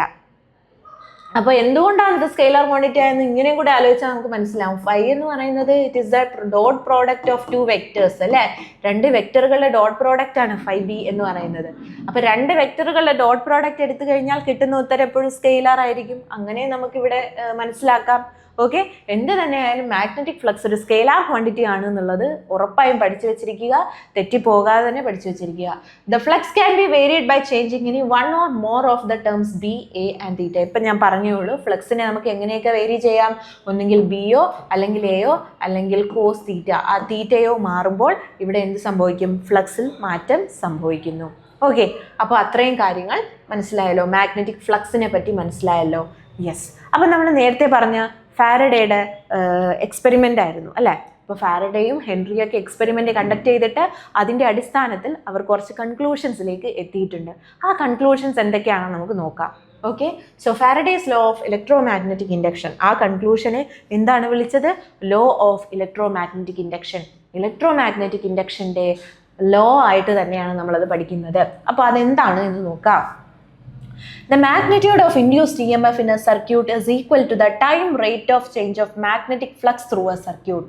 ഒരു സർക്യൂട്ടിലൂടെ ഒഴുകിപ്പോകുന്ന മാഗ്നറ്റിക് ഫ്ലക്സ്, ഒരു സർക്യൂട്ടിനുമായി അസോസിയേറ്റ് ചെയ്ത് നിൽക്കുന്ന മാഗ്നറ്റിക് ഫ്ലക്സിൽ എന്തെങ്കിലും വ്യത്യാസമുണ്ടോ എങ്കിൽ അവിടെ ഒരു EMF ഇൻഡ്യൂസ് ചെയ്യപ്പെടുന്നു. EMF എന്ന് പറഞ്ഞാൽ എന്താണ്? Electromotive force. It's nothing but voltage. Voltage ഉണ്ടെങ്കിലല്ലേ കറണ്ട് ഉണ്ടാവുള്ളൂ. യെസ്, അപ്പോൾ എന്താണ് ഇലക്ട്രോ മാഗ്നറ്റിക് ഇൻഡക്ഷൻ പറയുന്നത്? ഫാരഡേയുടെ ഇലക്ട്രോ മാഗ്നറ്റിക് ഇൻഡക്ഷൻ പറയുന്നത് ഒരു കോയിലുമായി ബന്ധപ്പെട്ട് നിൽക്കുന്ന ഫ്ലക്സിൽ, മാഗ്നറ്റിക് ഫ്ലക്സിൽ എന്തെങ്കിലും ചേഞ്ച് ഉണ്ടോ? ചേഞ്ച് ഉണ്ടെങ്കിൽ ഉറപ്പായും അവിടെ ഒരു EMF ഇൻഡ്യൂസ് ചെയ്യപ്പെടുന്നു. ആ ഇൻഡ്യൂസ് ചെയ്യപ്പെടുന്ന EMF കാരണമാണ് അവിടെ കറണ്ട് ഉണ്ടാകുന്നത്. ഈ ഒരു പ്രോസസ്സിനെയാണ് നമ്മൾ ഇലക്ട്രോ മാഗ്നറ്റിക് ഇൻഡക്ഷൻ എന്ന് പറയുന്നത്. ഓക്കെ, അപ്പോൾ അവിടുത്തെ എക്സ്പ്രഷൻ നമുക്കൊന്ന് പഠിച്ചു വെച്ചിരിക്കാം. E is equal to, E എന്ന് പറഞ്ഞു കഴിഞ്ഞാൽ മാഗ്നിറ്റ്യൂഡ് ഓഫ് E. E എന്ന് പറഞ്ഞാൽ നമ്മുടെ EMF. It is equal to rate of change of magnetic flux. Rate of change of magnetic flux. അപ്പോൾ അത് ചേഞ്ച് ചെയ്യുന്നതുകൊണ്ടാണല്ലോ അവിടെ EMF ഉണ്ടാകുന്നത്. യെസ്, ഇനി in case of closely wound coil of n turns, suppose ഇപ്പോൾ നമ്മളിപ്പോൾ ഒരുപാട് നമ്പർ ഓഫ് ടേൺസ് ഉള്ള ഒരു n നമ്പർ ഓഫ് ടേൺസ് ഉള്ള ഒരു കോയിലാണെങ്കിൽ എങ്ങനെ നമുക്ക് അവിടെ ഇ എം എഫിനെ റെപ്രസെൻറ്റ് ചെയ്യാം? ഒരു ടേണുള്ള കോയിലിൻ്റെ ഇ എം എഫ് d∅dt ആണെങ്കിൽ n നമ്പർ ഓഫ് ടേൺസ് ഉള്ള ഒരു കോയിലിൻ്റെ ഇ എം എഫ് എന്ന് പറയുന്നത് എന്തായിരിക്കും? It is equal to n into d∅b/dt, n into d∅b/dt. അതായത് E M F is equal to n into d∅b/dt. ഇങ്ങനെ വരും. Okay, the induced E M F can be increased or increased by increasing the number of turns in the coil. Yes, ഉറപ്പായും ഇവിടെ ഈ number of turns ഇപ്പോൾ കൂടുകയാണെങ്കിൽ, number of turns എന്ന് പറയുന്നത് അവിടെ കൂടുകയാണെങ്കിൽ നമുക്ക് എന്ത് പറയാം? നമ്പർ ഓഫ് ടേൺസ് കൂടുകയാണെങ്കിൽ ഉറപ്പായും ഇ എം എഫും കൂടും. ഓക്കെ, സോ എന്താണ് നമ്മൾ പഠിച്ചത്? Faraday's law of electromagnetic induction. എങ്ങനെ ചോദിച്ചാൽ നമുക്ക് പറയാൻ E M F, magnitude of E M F is the rate of change of magnetic flux. And if there are n number of turns, അവിടെ നമ്മൾ ഒരു n കൂടി ഇട്ട് കൊടുക്കണം. So it will be the E M F. Okay, so it is the magnitude of the E M F. അതാണ് ഫാരഡേയുടെ electro magnetic ഇൻഡക്ഷൻ്റെ law എന്ന് പറയുമ്പോൾ അതിൻ്റെ ഇക്വേഷൻ്റെ രൂപത്തിൽ ഇങ്ങനെയാണ് നമ്മൾ എഴുതുന്നത്. Yes, okay. അപ്പോൾ അടുത്ത നമ്മൾ നോക്കാൻ പോകുന്നത് ലെൻസസ് ലോ ആണ്. അപ്പോൾ ലെൻസസ് ലോ എന്താ പറയുന്നതിന് മുമ്പ് നമുക്ക് നമ്മുടെ ആ ഫാരഡേയുടെ എക്സ്പെരിമെൻറ്റിലേക്ക് തിരികെ ഒന്ന് പോകാം. ഓക്കെ, അപ്പോൾ നമ്മുടെ ആ എക്സ്പെരിമെൻറ്റ്സ് ഒന്ന് നോക്കാം നമുക്ക്.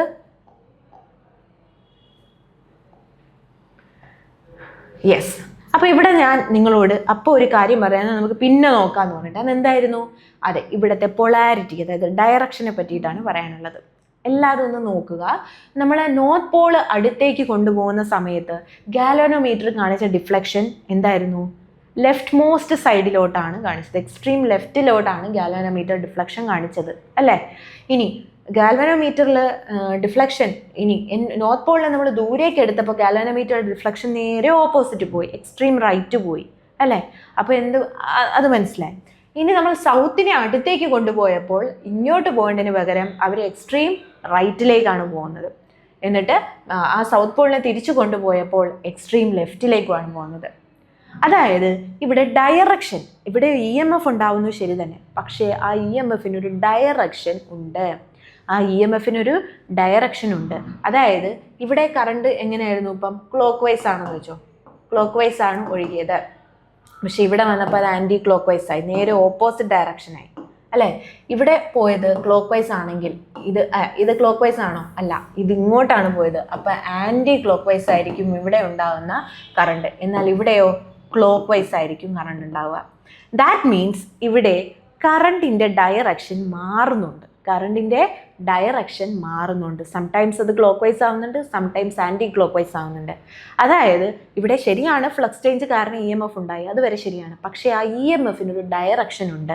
അതായത് കറണ്ട് എല്ലായ്പ്പോഴും ഒരേ ഡയറക്ഷനിലല്ല ഫ്ലോ ചെയ്യുന്നത്. Sometimes in clockwise, sometimes in anticlockwise. അത് എപ്പോഴൊക്കെയാണ് അതിൻ്റെ ഡയറക്ഷൻ മാറുന്നത്, അല്ലെങ്കിൽ എന്ത് കാരണം കൊണ്ടാണ് അത് ഡയറക്ഷൻ മാറുന്നത്, അത് മനസ്സിലാക്കാൻ നമ്മുടെ മുന്നിലേക്ക് കോൺസെപ്റ്റ് എത്തിച്ച സയൻറ്റിസ്റ്റാണ് ലെൻസ് എന്ന് പറയുന്നത്. അപ്പോൾ അടുത്തതായി നമ്മൾ നോക്കാൻ പോകുന്നത് ലെൻസിൻ്റെ റൂളാണ്. ലെൻസിൻ്റെ ലോ അല്ലെങ്കിൽ ലെൻസസ് റൂൾ എന്ന് നമ്മൾ പറയും. ഓക്കെ, അപ്പോൾ ലെൻസ് ലോ എന്താണെന്ന് നമുക്ക് നോക്കാം. Yes, according to Lenz law, first of all ഇത് കൊണ്ടുവന്നത് ലെൻസ് എന്ന് പറഞ്ഞ സയൻറ്റിസ്റ്റാണ്. And his full name was Heinrich Friedrich Lenz. Okay, Lenz law gives the polarity of induced E M F. വളരെ ഇമ്പോർട്ടൻ്റ് ആയിട്ടുള്ള ഒരു സ്റ്റേറ്റ്മെൻ്റ് ആണ്. ക്വസ്റ്റ്യൻസ് നമുക്ക് കാണാൻ പറ്റുന്നതാണ്. ഇൻഡ്യൂസ്ഡ് ഇ എം എഫിൻ്റെ പൊളാരിറ്റി തരുന്നത് ഏത് ലോയാണ്? Faraday's law, Oersted's law, Lenz's law. ഏതായിരിക്കും? ലെൻസസ് ലോ ആയിരിക്കും. Lenz's law gives us the polarity of the induced EMF.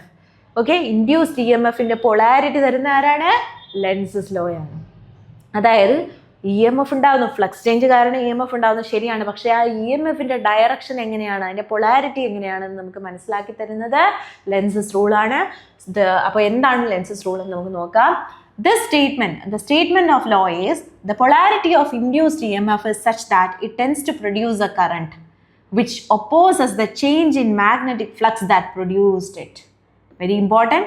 The polarity of induced EMF. Induce ചെയ്യപ്പെട്ട EMFിൻ്റെ പൊളാരിറ്റി എന്ന് പറയുന്നത് അത് ഉറപ്പായി ഒരു കറണ്ടിനെ പ്രൊഡ്യൂസ് ചെയ്യുമല്ലോ. അത് എന്ന് പറയുന്നത് it opposes the change in magnetic flux that produced it. അതായത് change in the magnetic flux. Magnetic ഫ്ലക്സിലുള്ള ചേഞ്ച് കാരണമാണല്ലോ അവിടെ ഇ എം എഫ് ഉണ്ടാകുന്നത്. എന്നാൽ ആ ഫ്ലക്സ് ചേഞ്ചിനെ ഒപ്പോസ് ചെയ്യുന്ന രീതിയിലാണ് ഇ എം എഫ് ഉണ്ടാകുന്നതെന്നാണ് ലെൻസ് പറയുന്നത്. ഒന്നുകൂടി പറയാം, ആരാണോ ഈ ഇ എം എഫിനെ അവിടെ ഉണ്ടാക്കിയത് അയാളെ തന്നെ എന്ത് ചെയ്യാണ്, ഈ ഇ എം എഫ് എതിർക്കുകയാണ്, ഒപ്പോസ് ചെയ്യാണ്. അതാണ് ലെൻസ് റൂള് പറയുന്നത്.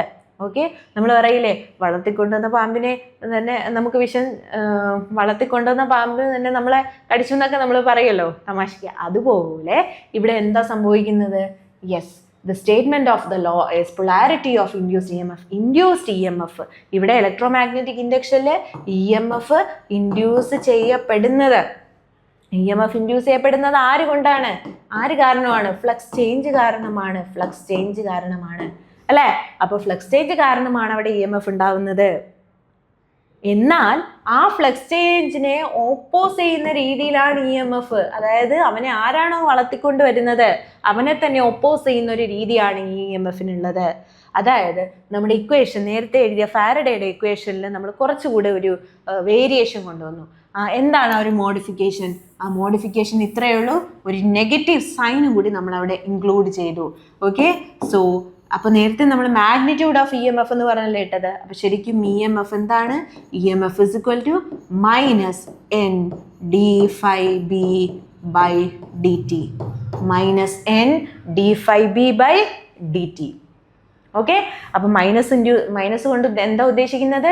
It is the polarity of the induced EMF. Induced EMF എന്ന് പറയുന്നത് അവിടെ ഇൻഡ്യൂസ് ചെയ്യപ്പെട്ട EMF ആര് കാരണമാണ് ഇൻഡ്യൂസ് ചെയ്യപ്പെട്ടത്? ഈ ഫ്ലക്സ് ചേഞ്ച് കാരണം. എന്നാൽ ആ ഫ്ലക്സ് ചേഞ്ചിനെ തന്നെ ഓപ്പോസ് ചെയ്യുന്ന രീതിയിലാണ് EMF ആക്ട് ചെയ്യുന്നത്. അവനെ ആര് കാരണമാണ്, അവനെ ആര് കോസ് ചെയ്യുന്നു? Because it is opposing the cause that produced it. അപ്പോൾ ഇവിടെ കോസ് എന്ന് പറയുന്നത് d∅/dt ആണ്. അതിനെ തന്നെ ഒപ്പോസ് ചെയ്യുന്ന രീതിയിലാണ് EMF വന്നിരിക്കുന്നത്. And this is Lenz rule, this is Lenz law. അപ്പോൾ ലെൻസ് ലോ എന്താണ് നമുക്ക് തരുന്നത്? It gives us the polarity of the induced EMF. ഫാരഡേയുടെ എക്സ്പെരിമെന്റിൽ നിന്ന് നമുക്ക് ഇലക്ട്രോമാഗ്നറ്റിക് ഇൻഡക്ഷൻ ഉണ്ടെന്ന് മനസ്സിലായി. അവിടെ ഉണ്ടാകുന്ന ഇൻഡക്ഷൻ അല്ലെങ്കിൽ അവിടെ ഇൻഡ്യൂസ് ചെയ്യപ്പെടുന്ന EMF എന്ന് പറയുന്നത് അവിടുത്തെ ഫ്ലക്സ് ചേഞ്ചിന് ഡയറക്ട്ലി പ്രൊപ്പോർഷണൽ ആണ് അല്ലെങ്കിൽ ഈക്വൽ ആണെന്ന് നമുക്ക് മനസ്സിലായി. എന്നാൽ ആ EMFന്റെ ഡയറക്ഷൻ നമുക്ക് തന്നത് ആരാണ്? ലെൻസ് ആണ്. അല്ലെങ്കിൽ പൊളാരിറ്റി നമുക്ക് തന്നത് ലെൻസസ് റൂൾ ആണ്. ഓക്കെ, അപ്പോൾ അത് മനസ്സിലായി എന്ന് കരുതുകയാണ്.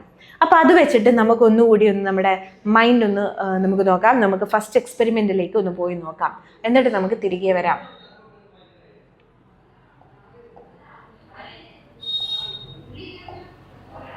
യെസ്, അപ്പോൾ ഇവിടെ ശ്രദ്ധിക്കുക.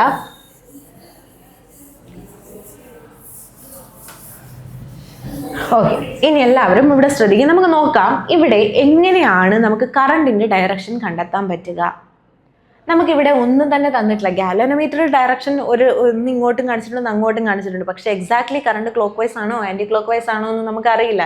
നേരത്തെ റഫായിട്ട് ഞാൻ പറഞ്ഞാണ്. പക്ഷെ എക്സാക്ട്ലി നമുക്ക് എങ്ങനെ കണ്ടുപിടിക്കാൻ പറ്റും കറണ്ടിന്റെ ഡയറക്ഷൻ? അത് നമുക്കിപ്പം പറയാം. ലെൻസസ് റൂള് പറഞ്ഞപ്പോൾ കുറച്ചുകൂടി മനസ്സിലായി. യെസ്, അപ്പോൾ നമുക്ക് ഒന്നുകൂടി അതിനെ നോക്കാം. അതായത് നോർത്ത് പോള് മാഗ്നറ്റിനടുത്തേക്ക് കൊണ്ടുപോയി അല്ലേ? നോർത്ത് പോള് മാഗ്നറ്റിനടുത്തേക്ക് കൊണ്ടുപോകുമ്പോൾ അവിടെ എന്ത് സംഭവിക്കുന്നുണ്ട്? കറണ്ട് ഉണ്ടായി. ശരിയാണ്. അപ്പോൾ എങ്ങനെയാണ് ഈ കോയിൽ ബിഹേവ് ചെയ്യുന്നതെന്ന് അറിയാമോ? നോർത്ത് പോളിനെ നമ്മൾ അടുത്തേക്ക് കൊണ്ടുപോയപ്പോൾ കോയിൽ ബിഹേവ് ചെയ്യുന്നത്, കോയിൽ ഒരു EMF ഉണ്ടായല്ലോ. യെസ്, ആ EMF എന്ന് പറയുന്നത് എങ്ങനെയാണ്? It is opposing the cause that produced it അല്ലേ? അതിന് കാരണക്കാരനായ ആളെ തന്നെ അത് ഒപ്പോസ് ചെയ്യാണ്. ദാറ്റ് മീൻസ് ഈ മാഗ്നറ്റ് അടുത്തേക്ക് വന്നപ്പോഴാണ് അവന് ഫ്ലക്സ് ചേഞ്ച് ഉണ്ടായത്. ശരി തന്നെ, അപ്പോഴാണ് അവിടെ EMF ഉണ്ടായത്. പക്ഷെ ആ ഉണ്ടാകുന്ന EMF ഇതിനെ ഒപ്പോസ് ചെയ്യുന്നു. അതായത് ഇവനോട് പറയാണ്, നീ ഇങ്ങോട്ട് വരണ്ട, don't come near me, go away എന്ന് പറയുകയാണെങ്കിൽ ഇതെങ്ങോട്ടായിരിക്കും? പിന്നെ ഇതിനെ ഇങ്ങോട്ട് തള്ളുന്ന ടെൻഡൻസിയാണ് ഇവിടെ നിന്ന് കിട്ടുക. അപ്പൊ നോർത്ത് പോൾ അടുത്തേക്ക് വന്ന് അടുത്തേക്ക് അടുക്കാൻ നോക്കിയപ്പോൾ അവിടെ ആ അടുത്തേക്ക് വന്നത് കൊണ്ടുണ്ടായ ഫ്ലക്സ് ചേഞ്ച് കാരണം അവിടെ ഒരു EMF ഉണ്ടായി. ആ EMF ഇവനെ അടുക്കാൻ സമ്മതിക്കുന്നില്ല. ദാറ്റ് മീൻസ് എന്ത് പോളാരിറ്റി ആയിരിക്കും ഈ കോയിലിൻ്റെ ഈ ഒരു ഫേസിന് ഉണ്ടാവുക? ഇതിപ്പോൾ നമ്മുടെ കോയിലാണ്. അപ്പോൾ കോയിലിനെ സംബന്ധിച്ചിടത്തോളം അതൊരു കറണ്ട് ക്യാരിയിങ് കോയിലാണെങ്കിൽ അത് മാഗ്നറ്റായിട്ട് ആക്ട് ചെയ്യുന്നത് നമ്മൾ പഠിച്ചിട്ടുണ്ട്. അപ്പോൾ ഇപ്പോൾ നമ്മൾക്ക് ഈ ഒരു കോയിലിൽ കറണ്ട് ഫ്ലോ ഉണ്ട്, അതുകൊണ്ട് തന്നെ നമുക്ക് ആ കോയിലിനെ ഒരു മാഗ്നറ്റായിട്ട് കണക്കാക്കാം. എങ്കിൽ ആ മാഗ്നറ്റ് എന്ന് പറയുന്നത് ആ ഒരു പോള്, മാഗ്നറ്റിൻ്റെ ആ ഒരു സൈഡ് ഏത് പോളായിരിക്കും? നോർത്ത് പോൾ ആയിരിക്കുമോ സൗത്ത് പോൾ ആയിരിക്കുമോ? അതാണ് എനിക്കറിയേണ്ടത്. നോർത്ത് പോൾ ആയിരിക്കുമ്പോൾ സൗത്ത് പോൾ ആയിരിക്കുമോ? നോർത്ത് പോളിനെ റിപ്പൽ ചെയ്ത് വിടുന്നുണ്ടെങ്കിൽ ഇത് ഏത് പോളായിരിക്കും? നോർത്ത് പോൾ അടുത്തേക്ക് പോയപ്പോൾ അതിനെ റിപ്പൽ ചെയ്ത് വിടുന്നുണ്ടെങ്കിൽ ഇവിടെ ഏത് പോളായിരിക്കും? Yes, like poles repel. അതുകൊണ്ട് അവിടെ നോർത്ത് ആയിരിക്കും. ലൈക്ക് പോൾസ് റിപ്പൽ ചെയ്യും നമ്മൾ പഠിച്ചിട്ടുണ്ട് അല്ലേ? അപ്പോൾ എന്ത് സംഭവിക്കും? യെസ്, ഇവിടെ ഒരു നോർത്ത് പോൾ ആണെങ്കിൽ മാത്രമല്ലേ അങ്ങനെ ഒരു അതിനെ അടുക്കാൻ സമ്മതിക്കാതിരിക്കുള്ളൂ.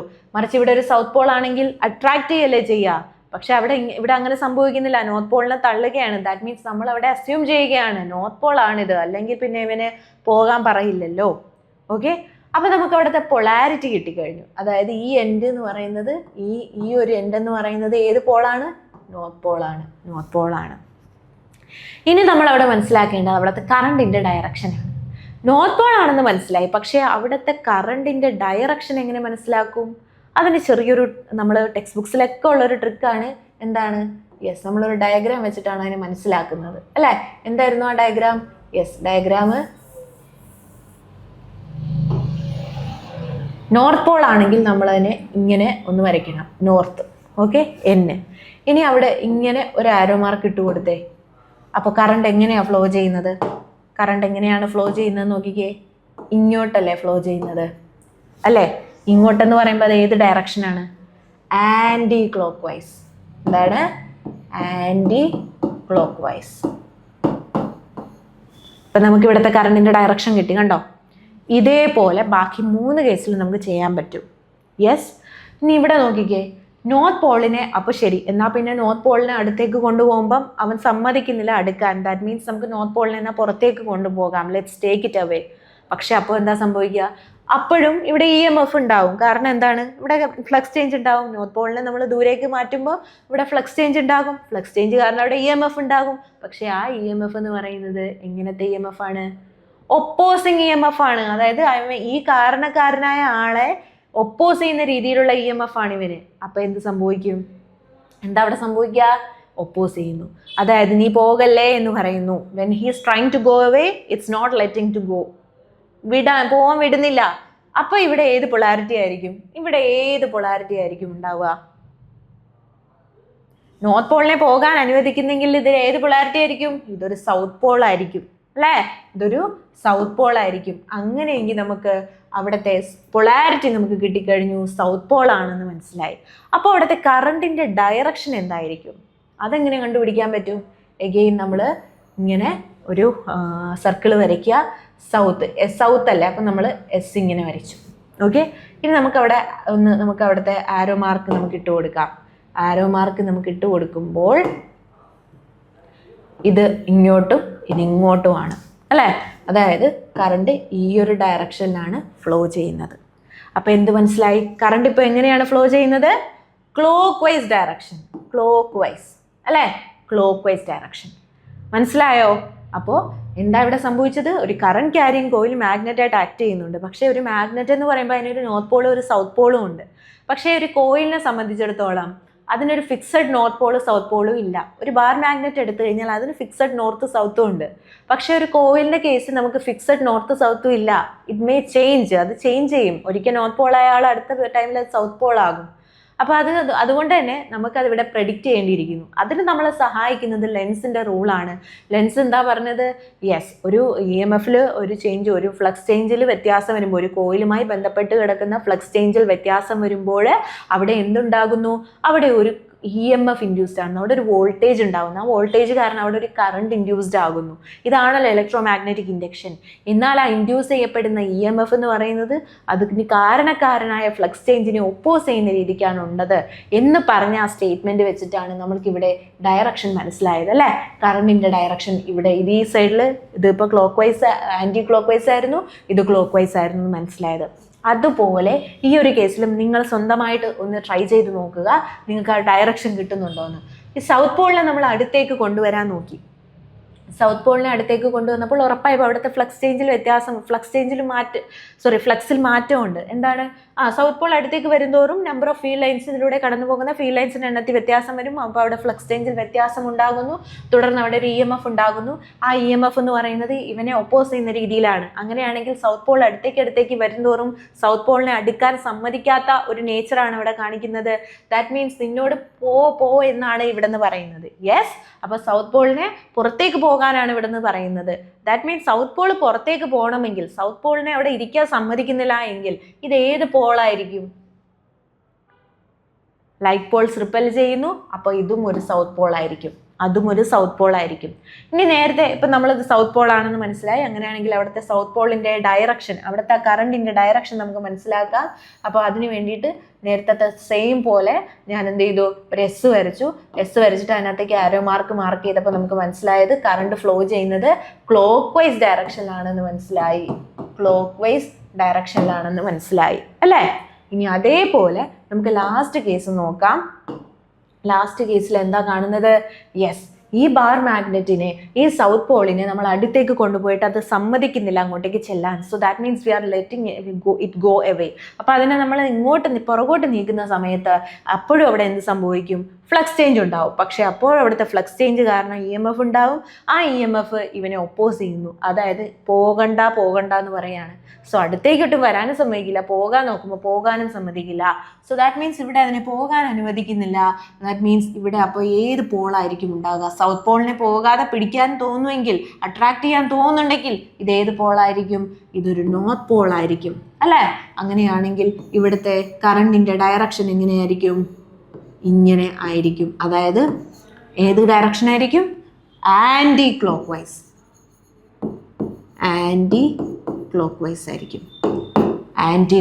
ഡയറക്ഷൻ ആയിരിക്കും. ഓക്കെ, അപ്പോൾ ഇങ്ങനെയാണ് ലെൻസിൻ്റെ റൂൾ വെച്ചിട്ട് നമുക്ക് കറണ്ടിൻ്റെ ഡയറക്ഷനെ പ്രെഡിക്റ്റ് ചെയ്യാനായിട്ട് സാധിക്കുന്നത്. ഓക്കെ, അപ്പോൾ ഇത്ര മാത്രം ഓർത്തിരുന്നാൽ മതി. N നോർത്ത് ആണെങ്കിൽ ആൻറ്റി ക്ലോക്ക് വൈസ്. വേറൊരു രീതിക്ക് നമുക്ക് ഓർത്തിരിക്കാം, N അല്ലേ നോർത്ത്. അപ്പം നോർത്ത് ആൻറ്റി ക്ലോക്ക് വൈസിലേ ഉള്ളൂ N ഉള്ളത്. അങ്ങനെ ഓർത്തിരിക്കാം. കാരണം ക്ലോക്ക് വൈസ് പറയുമ്പോൾ അപ്പോൾ സൗത്ത് എന്തായിരിക്കും? ക്ലോക്ക് വൈസ് ആയിരിക്കും. അപ്പോൾ N കാണുന്നത് ആൻറ്റി ക്ലോക്ക് വൈസ്. അങ്ങനെ നമുക്കൊന്ന് മൈൻഡിൽ ട്രിക്ക് ചെയ്ത് വെച്ചിരിക്കാം. നോർത്ത് പോൾ ആണെങ്കിൽ ആ എൻഡ് നോർത്ത് ആണെങ്കിൽ അതെന്തായിരിക്കും?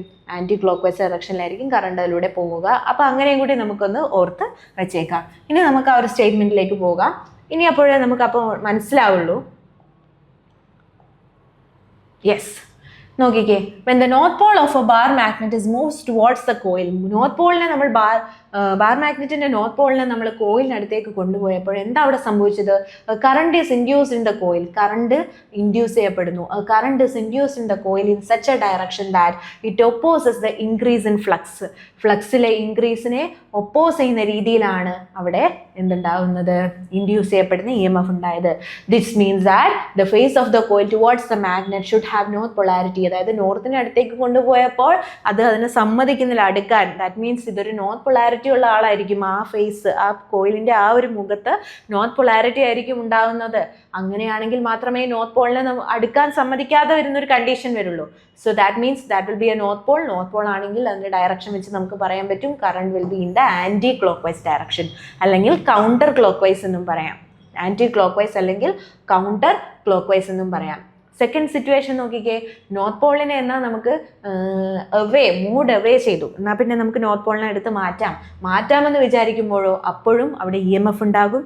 ആ EMF അതിനെ, ആ മോഷനെ ഒപ്പോസ് ചെയ്തിട്ട് നോർത്ത് പോളിനെ വിടില്ല. ദേ വോണ്ട് ലെറ്റ് ഇറ്റ് ഗോ. അപ്പോൾ എന്ത് സംഭവിക്കും? അങ്ങനെ പോകാതെ വിടണമെങ്കിൽ അതപ്പോൾ സൗത്ത് പോൾ ആയിരിക്കും. സൗത്ത് പോൾ ആണെങ്കിൽ സൗത്ത് പോളിൻ്റെ ആ ഒരു ഇത് വെച്ചിട്ട് നമുക്ക് മനസ്സിലായ ഒരു കാര്യം എന്താണ്? അത് ക്ലോക്ക് വൈസ് ഡയറക്ഷനിലായിരിക്കും. അപ്പോൾ അവിടെ കറണ്ട് എന്തായിരിക്കും? ക്ലോക്ക് വൈസ് ഡയറക്ഷനിലായിരിക്കും ഉണ്ടാവുക. ഓക്കെ, അപ്പോൾ ഇനി നെക്സ്റ്റ് നമുക്ക് നോക്കാം. when south pole of a bar magnet is moved towards the coil, south പോളിനെ നമ്മൾ കോയിലിനടുത്തേക്ക് മൂവ് ചെയ്താൽ എന്താ സംഭവിക്കുക? എഗെയിൻ അവിടെ ഫ്ലക്സ് ചേഞ്ച് ഉണ്ടാവും. ഫ്ലക്സ് ചേഞ്ച് ഈ മോഷനെ ഒപ്പോസ് ചെയ്യുന്ന രീതിയിലായിരിക്കും ഉണ്ടാവുക. അപ്പോൾ അവിടെ സൗത്ത് പോൾ തന്നെയായിട്ട് അത് ഉണ്ടാവും. സൗത്ത് പോൾ ആണെങ്കിൽ അതെന്തായിരിക്കും? ക്ലോക്ക് വൈസ് ആയിരിക്കും. ഓക്കെ, ഇനി ലാസ്റ്റ് കേസും അത് തന്നെയാണ് പറയുന്നത്. South pole of the bar മാഗ്നറ്റിനെ എങ്ങനെ നമ്മൾ പുറത്തേക്ക് എന്നാൽ പിന്നെ ശരി നമുക്ക് കൊണ്ടുപോകാമെന്ന് പറഞ്ഞ് പോയാൽ അപ്പോഴും ഈ ഒരു കോയിൽ അവിടെ അതിനെ ഒപ്പോസ് ചെയ്യും. കാരണം അതിനകത്തിരിക്കുന്ന EMF ഒപ്പോസിങ് നേച്ചറാണുള്ളത്. അപ്പോൾ ഈ സൗത്ത് പോളിനെ വിടില്ല. സൗത്ത് പോളിനെ വിടാതിരിക്കണമെങ്കിൽ ഇത് നോർത്ത് പോളാണ്. നോർത്ത് പോൾ ആണെങ്കിൽ current will be in the anti clock vice direction or counterclockwise ഡയറക്ഷനിലായിരിക്കും ഉണ്ടാവുക. യെസ്. അപ്പോൾ ലെൻസസ് ലോ എന്താണെന്ന് മനസ്സിലായല്ലോ. അപ്പോൾ ലെൻസസ് ലോ എന്ന് പറയുന്നത് കൺസർവേഷൻ ഓഫ് എനർജി പാലിക്കപ്പെടുന്ന ഒരു ലോ ആണ്. According to Lenz's law, the law of conservation of energy is satisfied. അതെങ്ങനെയാണ് നമുക്ക് നോക്കാം. The current induce in the coil is opposite to the direction of changing magnetic flux. അതാണല്ലോ Lenz പറഞ്ഞത്. Current അല്ലെങ്കിൽ EMF എന്ന് പറയുന്നത് flux ചേഞ്ചിന് oppose ചെയ്യുന്ന രീതിയിലാണുള്ളത്. Then the bar magnet experiences a repulsive force due to the induced current. Induced current കാരണം അവിടെ ബാർ മാഗ്നറ്റ് ഒരു റിപ്പൾസീവ് ഫോഴ്സ് എക്സർട്ട് ചെയ്യപ്പെടുന്നു. അപ്പോൾ therefore a person has to do work in moving the magnet. The work is dissipated by joule heating produced by the induced current. Okay. അപ്പോൾ എന്താ സംഭവിക്കുന്നത്? നമ്മൾ മാഗ്നറ്റിനെ അതിനടുത്തേക്ക് കൊണ്ടുപോകുമ്പോഴാണെങ്കിലോ അത് സമ്മതിക്കില്ല, അത് റിപ്പല് ചെയ്യും. എന്നാൽ അതിനെ ഇങ്ങോട്ട് കൊണ്ടുവരാൻ നോക്കുമ്പോഴോ അപ്പോഴതിനെ അട്രാക്റ്റ് ചെയ്യും. ദാറ്റ് മീൻസ് നമ്മൾ അവിടെ എക്സ്ട്രാ എനർജി കൊടുത്താൽ മാത്രമേ അവിടെ നമുക്ക് മൂവ്മെൻറ്റ് നടക്കുള്ളൂ.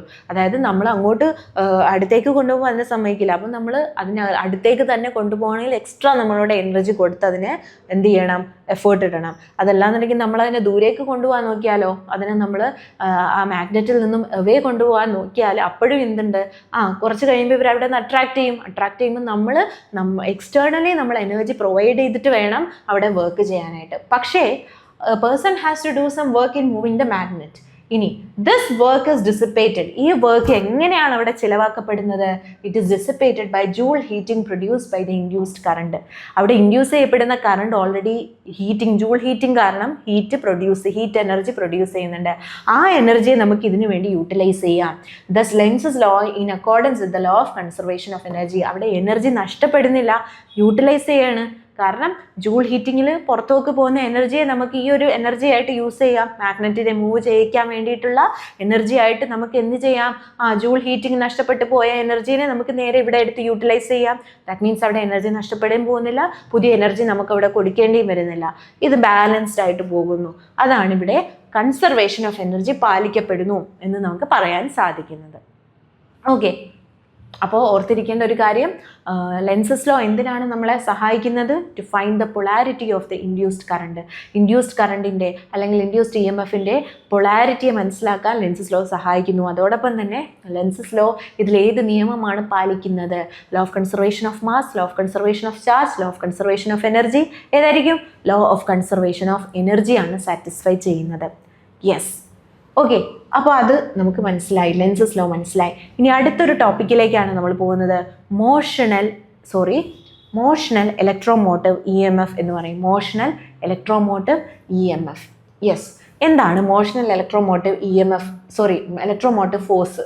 Motional electromotive force. അപ്പോൾ എന്താണതെന്ന് നോക്കാം. അല്ലെങ്കിൽ നമ്മൾ എന്ത് വിളിക്കും? മോഷണൽ EMF എന്ന് വിളിക്കും. മോഷണൽ EMF എന്ന് വിളിക്കും. When a conducting rod is moved through a constant magnetic field, an EMF is developed between the ends of the rod. This EMF is known as motional EMF and it is equal to BLV. ഇനി എന്താണ് ശരിക്കും motional EMF? മോഷനുമായി ബന്ധപ്പെട്ട എന്തോ ആണ്, അതുകൊണ്ടാണ് motional EMF എന്ന് വന്നത്. Yes. അപ്പോൾ ഇവിടെ എന്താ സംഭവിക്കുന്നതെന്ന് നോക്കുക. ഇവിടെ ഒരു യൂണിഫോം മാഗ്നറ്റിക് ഫീൽഡാണ്. നിങ്ങൾ കുറേ ഇൻഡു സൈൻ കണ്ടോ? ഈ ഇൻഡു സൈനൊക്കെ എല്ലാവർക്കും അറിയായിരിക്കും. എന്നാൽ ആർക്കെങ്കിലും ഒരാൾക്ക് അറിയില്ലെങ്കിൽ ഞാൻ പറയുകയാണ്, ഇൻഡു എന്ന് പറഞ്ഞു കഴിഞ്ഞാൽ അത് മാഗ്നറ്റിക് ഫീൽഡിൻ്റെ ഡയറക്ഷനെ കാണിക്കാൻ ഇടുന്ന സിമ്പിളാണ്. ഇൻടു ദ പ്ലെയിൻ കാണിക്കാൻ വേണ്ടിയിട്ടാണ് അവിടെ ക്രോസ് ഇടുന്നത്. ഡോട്ട് കാണിച്ചു കഴിഞ്ഞാൽ അതിനർത്ഥം ഔട്ട് ഓഫ് ദ പ്ലെയിൻ ആണ്. പ്ലെയിനിൽ നിന്ന് പുറത്തേക്ക് പോകുന്ന ഇത് കാണിക്കാൻ വേണ്ടിയിട്ടാണ് ഡോട്ട് ഇടുന്നത്. ഇൻഡു എന്ന് പറഞ്ഞു കഴിഞ്ഞാൽ പ്ലെയിനിൻ്റെ അകത്തേക്ക് പോകുന്ന ഡയറക്ഷനാണ്. അങ്ങനെ പ്ലെയിനിന് അകത്തേക്ക് പോകുന്ന ഒരു ഫീൽഡ് യൂണിഫോം, അതായത് എല്ലായിടും ഒരുപോലെയാണ് ഫീൽഡ് ഇരിക്കുന്നത്, ഫീൽഡ് ലൈൻസ് ഉള്ളത്. ഒരിടത്ത് കൂടുതലോ ഒരിടത്ത് കുറവോ അല്ല, എല്ലായിടും ഒരുപോലെ ഡിസ്ട്രിബ്യൂട്ട് ചെയ്തിരിക്കുന്ന ഒരു മാഗ്നറ്റിക് ഫീൽഡിലേക്ക് നമ്മളൊരു റെക്റ്റാങ്കുലർ ഫ്രെയിം കൊണ്ട് വെക്കുകയാണ്. ഒരു റെക്റ്റാങ്കുലർ ഫ്രെയിം, ഒരു കണ്ടക്റ്റിംഗ് ഫ്രെയിം കൊണ്ട് വെക്കുകയാണ്. അതിൻ്റെ ഒരു സ്പെഷ്യാലിറ്റി എന്താണെന്ന് വെച്ച് കഴിഞ്ഞാൽ അതിൻ്റെ ഈ ഒരു ആം, അതായത് PQ എന്ന് പറയുന്ന ഈ ഒരു ആമിന് മൂവ് ചെയ്യാനുള്ള കഴിവുണ്ട്. അതായത് നമുക്ക് അതിനെ അങ്ങോട്ടും ഇങ്ങോട്ടും സ്ലൈഡ് ചെയ്യാൻ പറ്റും, ഇങ്ങോട്ടോ അങ്ങോട്ടോ ഒക്കെ സ്ലൈഡ് ചെയ്യാൻ പറ്റും. ഓക്കെ, അപ്പോൾ അതാണ് നമ്മുടെ ഹൈലൈറ്റ്. ഓക്കെ, ഇനി അവിടെ അപ്പോൾ എന്താ സംഭവിക്കുന്നത്? അപ്പോൾ ഇങ്ങനൊരു മാഗ്നറ്റിക് ഫീൽഡിൽ കൊണ്ട് നമ്മൾ ഈ ഒരു കോയിലിനെ ഇങ്ങനെ വെച്ച് കഴിഞ്ഞാൽ അവിടെ EMF ഉണ്ടാവുമോ? മാഗ്നറ്റിക് ഫീൽഡ് കോൺസ്റ്റൻ്റ് ആണല്ലോ. മാഗ്നറ്റിക് ഫീൽഡ് എന്താണ്? കോൺസ്റ്റൻ്റ് ആണ്. പിന്നെ അവിടെ ഫ്ലക്സ് ചേഞ്ച് ഉണ്ടാവും. ഫ്ലക്സ് ചേഞ്ച് ഉണ്ടായാലല്ലേ നമുക്ക് EMF ഉണ്ടായെന്ന് പറയാൻ പറ്റുള്ളൂ. യെസ്, ഫ്ലക്സ് ചേഞ്ച് ഉണ്ടാവും. എന്തുകൊണ്ട്? ബിക്കോസ് നമ്മൾ ഈ ഒരു ആം എന്ന് പറയുന്നത് മൂവബിൾ ആണ്. അതിനെ നമുക്ക് മൂവ് ചെയ്യാൻ പറ്റും. അതിനെ മൂവ് ചെയ്ത് നമ്മളിപ്പോൾ ഇവിടെ കൊണ്ടുവന്ന് നിർത്തിക്കഴിഞ്ഞാൽ ഇത്ര ഏരിയയല്ലേ കിട്ടുള്ളൂ, ഇത്ര ഏരിയയല്ലേ നമുക്ക് കിട്ടുള്ളൂ. ഇനി അതിനെ നമ്മൾ കൊണ്ടുവച്ച് ഇവിടെ വെച്ച് കഴിഞ്ഞാൽ ഇത്ര ഏരിയ നമുക്ക് കിട്ടും അല്ലേ? ദാറ്റ് മീൻസ് നമ്മൾ ഈ ആമിനെ അങ്ങോട്ടും ഇങ്ങോട്ടും മൂവ് ചെയ്യിക്കുമ്പോൾ ഏരിയയുടെ വലിപ്പത്തിൽ വ്യത്യാസവും വരുന്നു അല്ലേ? അത് ചെറുതാവുകയും വലുതാവുകയും ചെയ്യുന്നുണ്ട്. അപ്പോൾ നമ്മൾ തുടക്കത്തിൽ പറഞ്ഞാലും ഫ്ലക്സ് എന്ന് പറയുന്നത് ഒന്നുകിൽ മാഗ്നറ്റിക് ഫീൽഡ്, അല്ലെങ്കിൽ ഏരിയ, അല്ലെങ്കിൽ തീറ്റ. ഇതിലേതെങ്കിലും ഒരാൾ മാറിയാൽ ഫ്ലക്സ് മാറും അല്ലേ? അപ്പോൾ ഇവിടെ ഏരിയ മാറുന്നുണ്ട്, അതുകൊണ്ട് നമുക്ക് പറയാം അവിടെ ഒരു ഫ്ലക്സ് ചേഞ്ച് ഉണ്ട്. യെസ്, ഇവിടെ ഏരിയ മാറുന്നുണ്ട്, അതുകൊണ്ട് ഉറപ്പായിട്ടും അവിടെ ഒരു ഫ്ലക്സ് ചേഞ്ച് ഉണ്ടാകും. അവിടെ ഒരു ഫ്ലക്സ് ചേഞ്ച് ഉണ്ടാകും എന്ന് തന്നെ നമുക്ക് പറയാം. ആ ഫ്ലക്സ് ചേഞ്ച് കാരണം അവിടെ ഒരു EMF ഉണ്ടാകും. ആ EMFന്റെ എക്സ്പ്രഷൻ എന്താണെന്ന് നമുക്ക് ഒരു ഡെറിവേഷനിലൂടെയാണ് നമുക്ക് പഠിക്കേണ്ടത്. ഇവിടെ നമുക്ക് അതിൻ്റെ ആവശ്യമില്ല. നമ്മളൊരു കോമ്പറ്റേറ്റീവ് എക്സാമിന് പഠിക്കല്ലേ, അപ്പോൾ നമുക്ക് അതിൻ്റെ ആവശ്യമില്ല. ഡയറക്റ്റ് ആ എക്സ്പ്രഷൻ അങ്ങ് പഠിച്ചു വെച്ചിരിക്കുക. It is the product of magnetic field length L and velocity V. ഇനി എന്താണ് ലെങ്ത് L എന്ന് പറഞ്ഞാൽ? ലെങ്ത് L എന്ന് പറഞ്ഞു കഴിഞ്ഞാൽ ആ റെക്റ്റാങ്കുലർ ഫ്രെയിമിൻ്റെ ഒരു സൈഡ്, ഈ സൈഡാണ് അതിൻ്റെ ഫിക്സഡ് ലെങ്ത് ഇല്ലേ, ഫിക്സഡ് സൈഡില്ലേ, അതാണ് L. പിന്നെ ഈ സൈഡ് ഇങ്ങനെ മാറിക്കൊണ്ടേയിരിക്കും. നമ്മൾ ഈ ഫ്രെയിം അങ്ങോട്ടും ഇങ്ങോട്ടും ചലിപ്പിക്കുന്നതിനനുസരിച്ച് ഈ ഒരു ലെങ്ത് മാറിക്കൊണ്ടേയിരിക്കും. പക്ഷെ ഫിക്സഡ് ലെങ്ത് ആയ L ആണ് ഈ ഉദ്ദേശിക്കുന്ന L. പിന്നെ V എന്ന് പറഞ്ഞാൽ എന്താണ്? യെസ്, നമ്മൾ ഈ സാധനത്തിന് അങ്ങോട്ടും ഇങ്ങോട്ടും നീക്കുമ്പോൾ അതിന് ഒരു വെലോസിറ്റി കാണും അല്ലേ? അത് ചലിക്കുന്നുണ്ടാവും, അപ്പം അതിനൊരു വെലോസിറ്റി കാണും. ആ വെലോസിറ്റിയാണ് നമ്മൾ V എന്ന് പറയുന്നത്. So it is the product of the fixed length, it is the product of the magnetic field V and the fixed length L of the rectangular coil and the velocity by which the movable coil moves. Movable coil move ചെയ്യുന്ന ആ വെലോസിറ്റിനെയാണ് നമ്മൾ V എന്ന് represent ചെയ്യുന്നത്. അപ്പോൾ equation ഒന്ന് പഠിച്ചു വെച്ചിരിക്കുക, B × L × V എന്ന് പറയുന്നത്. അപ്പോൾ ഇങ്ങനെ ഇതിനെയാണ് നമ്മൾ മോഷണൽ EMF എന്ന് പറയുന്നത്. Motional EMF. യെസ്, അടുത്ത നമ്മൾ പഠിക്കാൻ പോകുന്നത് ഈ ചാപ്റ്റർ പ്രധാനപ്പെട്ട ഒരു കാര്യമാണ് ഇൻഡക്റ്റൻസ്. അതായത് നമ്മൾ ആ പേരിൽ ഇലക്ട്രോ മാഗ്നറ്റിക് ഇൻഡക്ഷൻ എന്ന് പഠിച്ചു. അതിൽ ഇൻഡക്റ്റൻസ് എന്ന വാക്കാണ് നമ്മൾ പഠിക്കാൻ പോകുന്നത്. അപ്പോൾ ഇൻഡക്റ്റൻസ് എന്ന് കേൾക്കുമ്പോൾ നമുക്ക് റെസിസ്റ്റൻസ്, കപ്പാസിറ്റൻസ് ഇതുമായിട്ടൊക്കെ നമുക്ക് കുറച്ച് സിമിലർ ആയിട്ട് തോന്നുന്ന റൈമിംഗ് ആയിട്ടുള്ള ഒരു വേർഡാണ് ഇൻഡക്റ്റൻസ് എന്ന് പറയുന്നത്. യെസ്, അപ്പോൾ ഇൻഡക്റ്റൻസ് എന്താണെന്ന് നമുക്ക് നോക്കാം. An electric current can be induced in a coil by flux change produced by the same coil or a flux change produced by the neighboring coil. These phenomena are respectively known as self-induction and mutual induction. അപ്പോൾ നമ്മൾ ഇൻഡക്ഷനെ പറ്റിയിട്ടാണ് ഇവിടെ പറയുന്നത്. Okay, induction എന്താണ്? Induction എന്ന് പറഞ്ഞു കഴിഞ്ഞാൽ നമ്മൾ പറഞ്ഞു ഫ്ലക്സ് ചേഞ്ച് കാരണം EMF ഉണ്ടാകുന്നു, അത്രയേ ഉള്ളൂ. ഇതും ഇൻഡക്ഷൻ എന്ന് പറഞ്ഞു കഴിഞ്ഞാൽ ഒരു കോയിലുമായിട്ട് ബന്ധപ്പെട്ട് നിൽക്കുന്ന ഫ്ലക്സ് ചേഞ്ചിൽ എന്തെങ്കിലും മാറ്റമുണ്ടെങ്കിൽ ആ കോയിലിൽ ഒരു EMF ഇൻഡ്യൂസ്ഡ് ആകുന്നു. ആ പ്രോസസ്സിനെയാണ് നമ്മൾ ഇലക്ട്രോ മാഗ്നറ്റിക് ഇൻഡക്ഷൻ എന്ന് പറയുന്നത്. എന്നാൽ ഇൻഡക്ഷൻ രണ്ട് രീതിയിൽ സംഭവിക്കാം. അതിലൊന്ന് ഏതാണ്? Self induction. ഓക്കെ, രണ്ടേതാണ്? Mutual induction. ഓക്കെ, സെൽഫ് ഇൻഡക്ഷനും ഉണ്ട്, മ്യൂച്വൽ ഇൻഡക്ഷനും ഉണ്ട്. In both the cases the flux through the coil is proportional to the current. ഇതിലേതിലായാലും, മ്യൂച്വൽ ഇൻഡക്ഷനിലായാലും സെൽഫ് ഇൻഡക്ഷനിലായാലും ഫ്ലക്സ് എന്ന് പറയുന്നത് അതവിടെ ഉണ്ടാകുന്ന കറണ്ടിന് പ്രൊപ്പോർഷണൽ ആണ്. അതായത് ഇപ്പോൾ ഒരു കോയിൽ എടുത്തു കഴിഞ്ഞു കഴിഞ്ഞാൽ ആ കോയിലുണ്ടാവുന്ന ഫ്ലക്സ് ചേഞ്ച് എന്ന് പറയുന്നത് അവിടെ ഒരു കറണ്ടിനെ ഇൻഡ്യൂസ് ചെയ്യാണ്. ആ ഫ്ലക്സ് ചേഞ്ച് കൂടുന്നുണ്ടോ, അവിടെ കറണ്ടും കൂടും. ആ ഫ്ലക്സ് ചേഞ്ച് കുറയുന്നുണ്ടോ, അവിടെ കറണ്ടും കുറയുന്നു. That means flux is directly proportional to the current flowing through that coil. Okay, okay, ഈ ഒരു എക്സ്പ്രഷൻ ഇപ്പം നോക്കണ്ട, നമുക്ക് അടുത്ത പോർഷൻ നോക്കുമ്പോൾ നോക്കാം. അപ്പോൾ ഇത്രയും നോക്കുക. ഫ്ലക്സ് ചേഞ്ച് എന്ന് പറയുന്നത്, ഫ്ലക്സ് എന്ന് പറയുന്നത് കറണ്ടിന് ഡയറക്ട്ലി പ്രൊപ്പോർഷണൽ ആണ്. Okay, so what is induction? Induction is the phenomena by which the flux flowing through a coil changes and it results in a current. ആ കോയിലിലോ അല്ലെങ്കിൽ അപ്പുറത്തെ കോയിലിലോ ഒരു കറണ്ട് ഉണ്ടാക്കുന്നുവെങ്കിൽ അതിനെ നമ്മൾ വിളിക്കുന്ന പേരാണ് ഇൻഡക്ഷൻ. ഇൻഡക്ഷൻ എന്ന് പറഞ്ഞാൽ എന്താണ്? ജനറേറ്റ് ചെയ്യപ്പെടുക അല്ലെങ്കിൽ ഇൻഡ്യൂസ് ചെയ്യുന്നു എന്നൊക്കെ തന്നെയാണ് അതിൻ്റെ മീനിങ് വരുന്നത്. ഓക്കെ, അപ്പോൾ ഇൻഡക്ഷൻ രണ്ട് രീതിയിൽ നടക്കാം. ഒന്നുകിൽ സെൽഫായിട്ട് നടക്കാം അല്ലെങ്കിൽ മ്യൂച്വൽ ആയിട്ട് നടക്കാം. നമ്മൾ പറയും നമ്മൾ സെൽഫ് മോട്ടിവേറ്റഡ് എന്ന്, നമ്മളെ മോട്ടിവേഷൻ നമ്മൾ തന്നെയാണ് കൊടുക്കുന്നത് അല്ലേ, നമുക്ക് വേറെ ആരുടെ ആവശ്യമില്ല. അങ്ങനെയാണെങ്കിൽ നമ്മൾ സെൽഫ് മോട്ടിവേറ്റഡ് ആണ്. ഇനി നമുക്ക് നമ്മുടെ വേറൊരു ഫ്രണ്ടിന് നമുക്കൊരു ബെസ്റ്റ് ഫ്രണ്ട് ഉണ്ടെങ്കിൽ നമ്മൾ മ്യൂച്വലി മോട്ടിവേറ്റ് ചെയ്യുന്നു. ഞാൻ അങ്ങോട്ടും അവൾ ഇങ്ങോട്ടും ചെയ്യുന്നു. Okay, so that means we R mutually motivating each other. Okay, അപ്പോൾ മ്യൂച്വൽ ഇൻഡക്ഷൻ്റെ കേസിൽ അങ്ങനെ ഒരു പരിപാടിയാണ് നടക്കുന്നത്. അതായത് ഒരാൾക്ക് ഉണ്ടാകുന്ന മാറ്റം അടുത്ത ആളിൽ കാണാം, അടുത്ത ആളിലുണ്ടാകുന്ന മാറ്റം ഇയാളിൽ കാണാം. അങ്ങനത്തെ ഒരു മ്യൂച്വൽ ഇൻട്രാക്ഷനാണ് മ്യൂച്വൽ ഇൻഡക്ഷൻ എന്ന് പറയുന്നത്. പക്ഷേ സെൽഫ് ഇൻഡക്ഷനിലാണെങ്കിൽ അവനവൻ്റെ കാര്യം അവനവൻ തന്നെയാണ് നോക്കുന്നത്. അതായത് ഇപ്പോൾ ഒരു കോയിലേ ഉള്ളൂ, ആ കോയിലുള്ള ഫ്ലക്സ് ചേഞ്ച് കാരണം അവനിൽ തന്നെ ഒരു EMF ഉണ്ടാകുന്നു. ഇപ്പുറത്ത് അങ്ങനെയല്ല, ഒരു കോയിലുള്ള ഫ്ലക്സ് ചേഞ്ച് കാരണം അപ്പുറത്തിരിക്കുന്ന ആൾക്ക് ഒരു EMF ഉണ്ടാകുന്നു, അല്ലെങ്കിൽ അപ്പുറത്തിരിക്കുന്ന ആളുടെ ഫ്ലക്സ് ചേഞ്ച് കാരണം ഇവിടെ ഇരിക്കുന്ന ആൾക്ക് ഒരു EMF ഉണ്ടാകുന്നു. ഓക്കെ, അപ്പോൾ അതാണ് മ്യൂച്വൽ എപ്പോഴും രണ്ട് കോയിൽ വരും. സെൽഫിലാണെങ്കിൽ ഒരു കോയിലിൻ്റെ കേസേ പറയുള്ളൂ. Okay, so induction is the phenomena by which current or EMF is induced in a circuit in a coil due to the flux change. പക്ഷെ രണ്ട് രീതിയിൽ അവിടെ സംഭവിക്കാം. ഈ ഒരു ഇൻഡക്ഷൻ നടക്കാം, ഒന്നുകിൽ സെൽഫായിട്ട് അല്ലെങ്കിൽ മ്യൂച്വൽ ആയിട്ട്. യെസ്, അപ്പോൾ നമുക്ക് സെൽഫ് ഇൻഡക്ഷനും മ്യൂച്വൽ ഇൻഡക്ഷനും നോക്കാം. അപ്പോൾ സെൽഫ് ഇൻഡക്ഷൻ ആയാലും മ്യൂച്വൽ ഇൻഡക്ഷൻ ആയാലും ഓർക്കേണ്ട ഒരു കാര്യം, അവിടെ ഉണ്ടാകുന്ന ഫ്ലക്സ് ചേഞ്ചിന് അനുസരിച്ചിരിക്കും അവിടെ ഉണ്ടാകുന്ന കറണ്ട്, അല്ലെങ്കിൽ അവിടെ ഉണ്ടാകുന്ന കറണ്ടിനനുസരിച്ചിരിക്കും flux change. Flux through the coil is proportional to the current. Flux change കൂടിയാലേ അവിടെ ഉണ്ടാകുന്ന കറണ്ടിലും കൂടുതലുള്ളൂ, അല്ലെങ്കിൽ അവിടെ ഉണ്ടാകുന്ന കറണ്ട് കൂടിയാലേ ഇപ്പുറത്തെ ഫ്ലക്സ് ചേഞ്ച് നമുക്ക് കൂടുതലാണെന്ന് പറയാൻ പറ്റും. ഇത് രണ്ട് നമുക്ക് ബാധകമാണ്. അതായത് എങ്ങനെ വേണമെങ്കിലും പറയാം. ഓക്കെ, ഒരു കോയിലുമായി ബന്ധപ്പെട്ട് നിൽക്കുന്ന ഫ്ലക്സിൽ എന്തെങ്കിലും മാറ്റം ഉണ്ടാവുകയാണെങ്കിൽ അല്ല അവിടെ കറണ്ട് ഉണ്ടാകുന്നത്. ആ ഫ്ലക്സ് കൂടുതലാണെങ്കിൽ കറണ്ടും കൂടുതലായിരിക്കും എന്നുള്ള കാര്യമാണ് നമ്മളിവിടെ പറയുന്നത്. യെസ്, അപ്പം നമുക്ക് നോക്കാം ദ കോൺസ്റ്റന്റ് ഓഫ് പ്രൊപ്പോർഷണാലിറ്റി. അപ്പോൾ അത് നമുക്ക്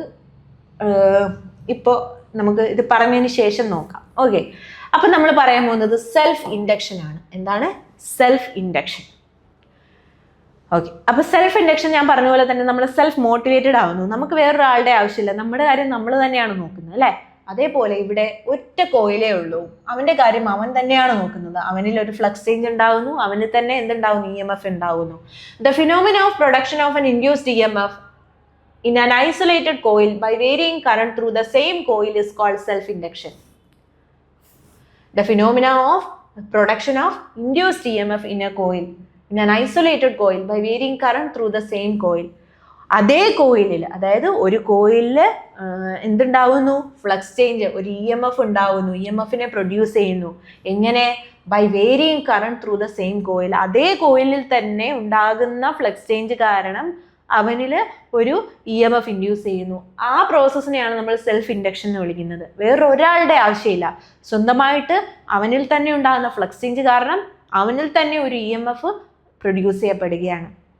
ഈ പ്രോസസ്സിനെയാണ് നമ്മൾ എന്തെന്ന് പറയുന്നത്? സെൽഫ് ഇൻഡക്ഷൻ എന്ന് പറയുന്നത്. The flux linked with the coil is proportional to the current through the coil. The flux linked with the coil. ഇപ്പോൾ ഇവിടെ ഒരു കോയിലുണ്ട്, ആ കോയിലിൽ ഒരു ഫ്ലക്സ്, ആ ഫ്ലക്സ് എന്ന് പറയുന്നത് അതിനകത്തൂടെ ഒഴുകുന്ന കറണ്ടിന് ഡയറക്ട്ലി പ്രൊപ്പോർഷണൽ ആണ്. Yes, flux is directly proportional to I. അങ്ങനെയാണെങ്കിൽ ആ പ്രൊപ്പോർഷണാലിറ്റി സൈൻ മാറ്റിയാൽ നമുക്ക് അവിടെ ഒരു കോൺസ്റ്റന്റിനെ ഇൻട്രൊഡ്യൂസ് ചെയ്യാം. ആ കോൺസ്റ്റന്റ് എന്ന് പറയുന്നത് L ആണ്. എന്താണ്? Li. അപ്പോൾ എല്ലിനെ നമ്മളൊരു പേര് വിളിക്കും. എന്താണ്? It is the coefficient of self inductance. Coefficient of self inductance. Coefficient of self inductance എന്ന് പറയുന്നു. Yes, where constant of proportionality L is called the self inductance അല്ലെങ്കിൽ coefficient of self induction എന്ന് പറയാം.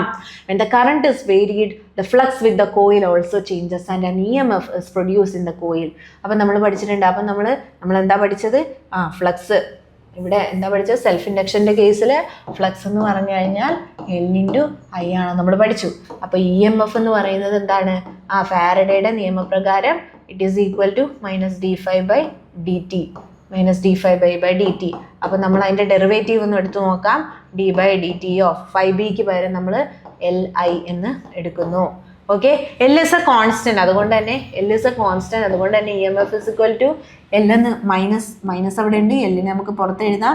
പിന്നെ di/dt എന്ന് നമുക്ക് എഴുതാം, di/dt.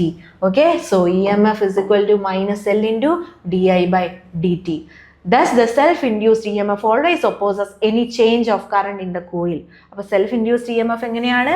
It always opposes the change of current in the coil. Coil ഉണ്ടാവുന്ന കറണ്ടിനെ ഇൻക്രീസ് ആവട്ടെ ഡിക്രീസ് ആവട്ടെ അതിനെ ചേഞ്ച് ചെയ്യുന്ന രീതിയിലാണ് അവിടെ EMF ഉണ്ടാവുന്നത്. അത് ലെൻസ് പറഞ്ഞ കാര്യമാണ് അല്ലേ? അതുകൊണ്ടാണ് ഈ ഒരു നെഗറ്റീവ് സൈൻ ഇവിടെ നമുക്ക് കാണാനായിട്ട് സാധിച്ചത്. യെസ്,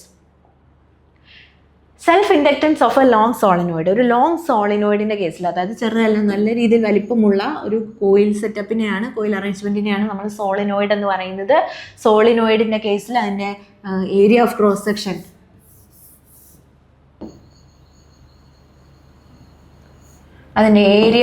സെക്ഷൻ A ആണെന്നിരിക്കെ അതിൻ്റെ ലെങ്തിനെ നമുക്ക് L എന്ന് വിളിക്കാം. ആൻഡ് അതിൽ n നമ്പർ ഓഫ് ടേൺസ് ഉണ്ടെങ്കിൽ the total flux linked with n number of turns in the coil. അപ്പോൾ ക്യാപിറ്റൽ എന്നും സ്മോൾ എന്നും തമ്മിൽ മാറിപ്പോകരുത്. ക്യാപിറ്റൽ N എന്ന് പറഞ്ഞാൽ ടോട്ടൽ നമ്പർ ഓഫ് ടേൺസ് ആണ്. മൊത്തത്തിൽ എത്ര നമ്പർ ഓഫ് ടേൺസ് ഉണ്ടെന്നുള്ളതാണ് n പറയുന്നത്. ഓക്കെ, n എന്ന് പറയുന്നത്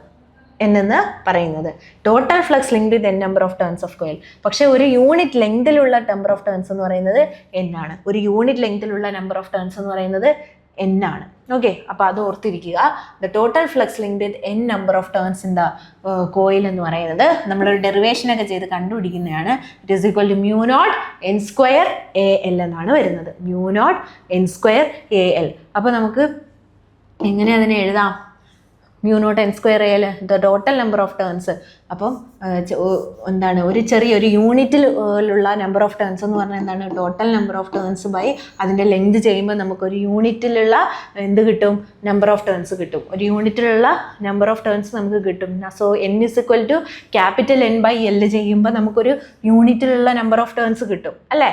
അപ്പോൾ അത് ജസ്റ്റ് ഓർത്തിരിക്കുക. ഓക്കെ, അപ്പോൾ ഇവിടെ നമ്മൾ അതെല്ലാം ചെയ്ത് നമ്മൾ ഡെറിവേഷനൊക്കെ ചെയ്ത് നമുക്ക് കിട്ടുന്ന ഒരു വാല്യൂ ആണ് ഒരു സോളിനോയിഡിൻ്റെ കേസിൽ ഇൻഡക്റ്റൻസിൻ്റെ വാല്യൂ. അത് പഠിച്ചു വെക്കുക.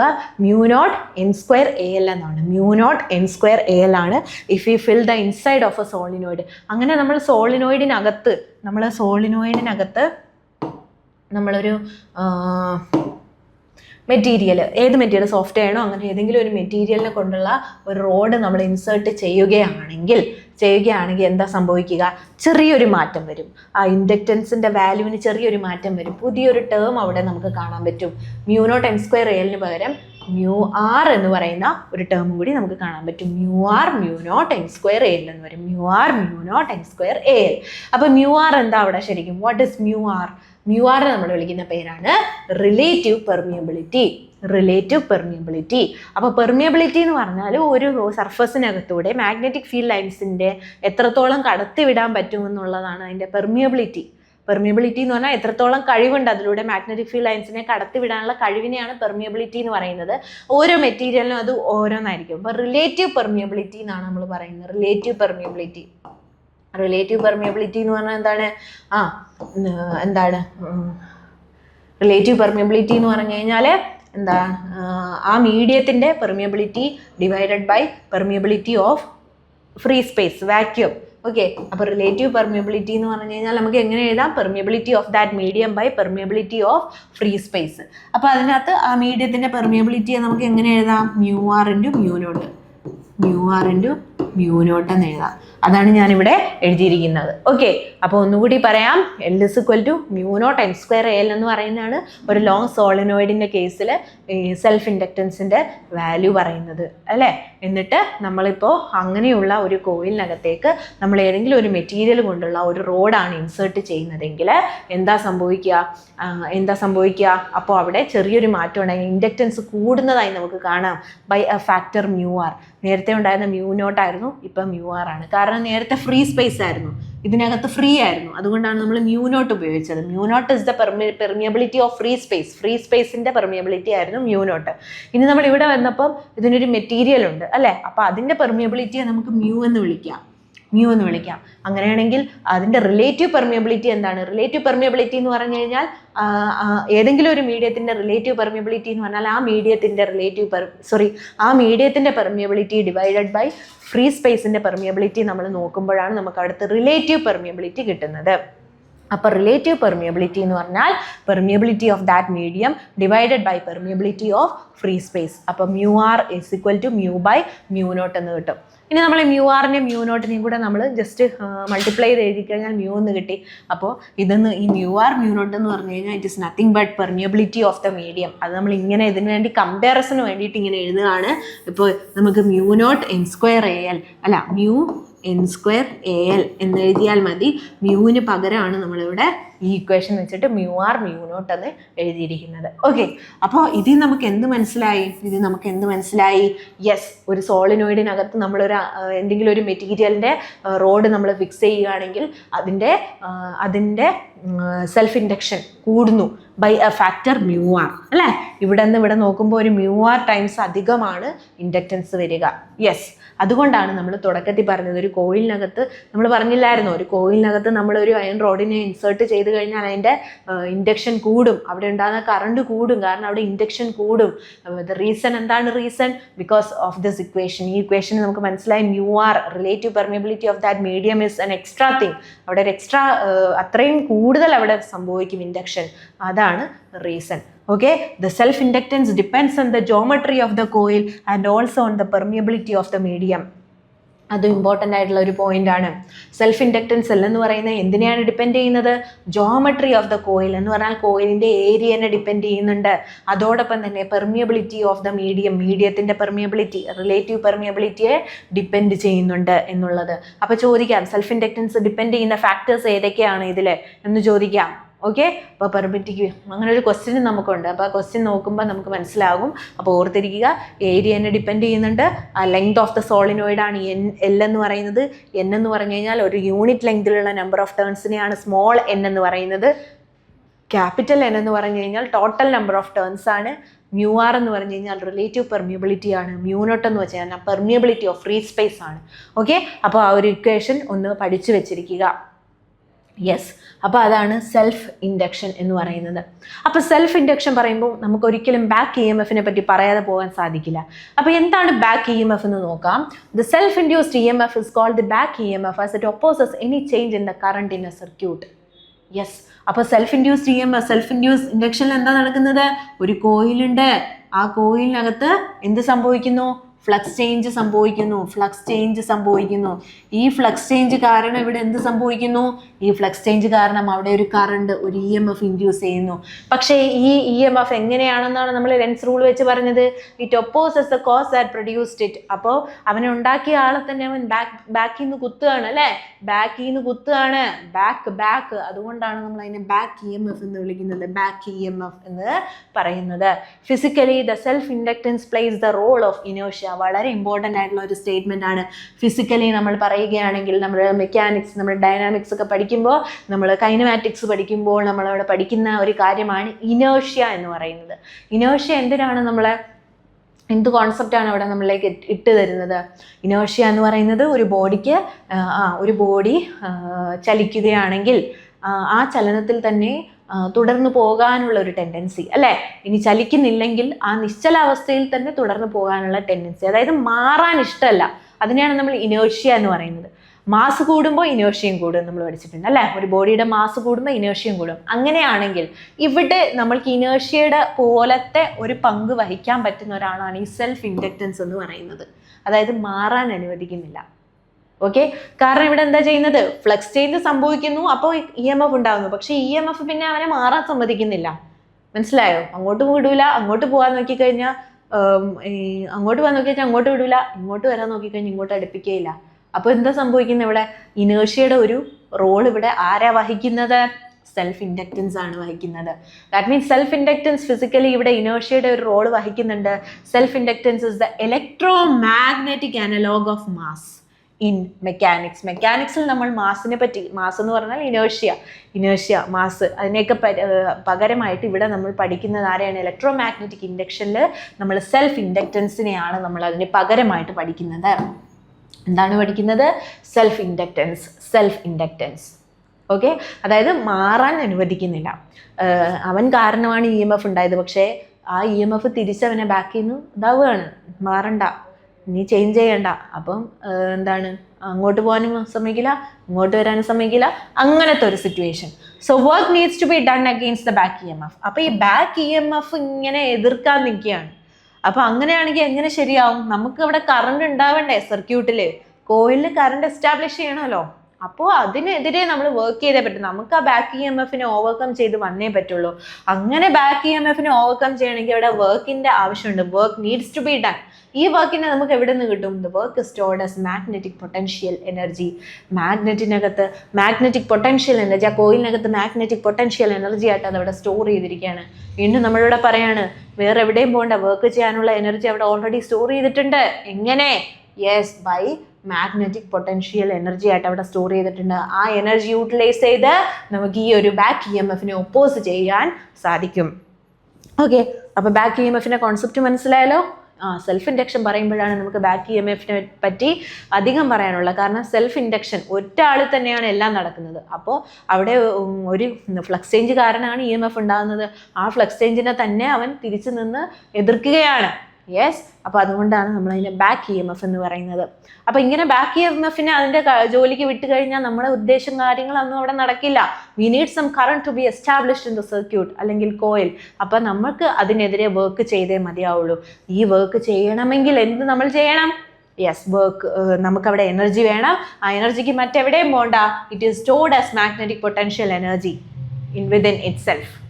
യെസ്, അപ്പോൾ അതാണ് സെൽഫ് ഇൻഡക്ഷൻ എന്ന് പറയുന്നത്. അപ്പോൾ ഒരു സെൽഫ് ഇൻഡക്ഷൻ ഞാനിപ്പോൾ പറഞ്ഞല്ലോ, എനർജി സ്റ്റോർ ചെയ്തിട്ടുണ്ടെന്ന്.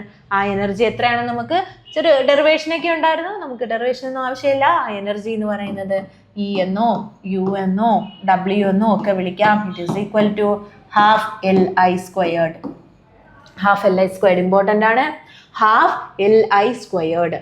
L എന്ന് പറഞ്ഞു കഴിഞ്ഞാൽ coefficient of self induction, I എന്ന് പറഞ്ഞാൽ അവിടുത്തെ current. So it is equal to ½ Li². This expression is analogous to ½ mv². നമ്മൾ എവിടെയോ കണ്ടിട്ടുണ്ട് അല്ലേ? എന്താണ് ½ Li² എന്ന് പറയുമ്പോൾ നമ്മൾ കൈനറ്റിക് എനർജി പഠിച്ചപ്പോൾ നമ്മൾ പഠിച്ചിട്ടുണ്ട്. It is equal to ½ mv² ആണ്. സംഹൗ അതും ഇതും തമ്മിൽ എന്തൊക്കെയോ ബന്ധമുണ്ട്, ഒരേപോലെ ഇരിക്കുന്നു കാണാൻ. അവിടെ കറണ്ടിന് പകരം ഇവിടെ വെലോസിറ്റി, അവിടെ ഇൻഡക്ഷന് പകരം ഇവിടെ ആരാണ്? മാസ്. ഇൻഡക്റ്റൻസിന് പകരം ഇവിടെ ആരാണ്? മാസ്. അതാണ് നമ്മൾ പറഞ്ഞത്. മാസ് എന്ന് പറയുന്നതിന് അവിടെ മെക്കാനിക്സിലെ മാസിന് പകരം ഇവിടെ ആരാണ്? അല്ലെങ്കിൽ മാസ് അല്ലെങ്കിൽ ഇനേർഷ്യ എന്നും പറയാം. അവിടെ ഇനേർഷ്യ അല്ലെങ്കിൽ അവിടെ മാസ് ആണെങ്കിൽ ഇവിടെ ആരാണത്? സെൽഫ് ഇൻഡക്റ്റൻസ് ആണ്. And this shows that N is analogous to M.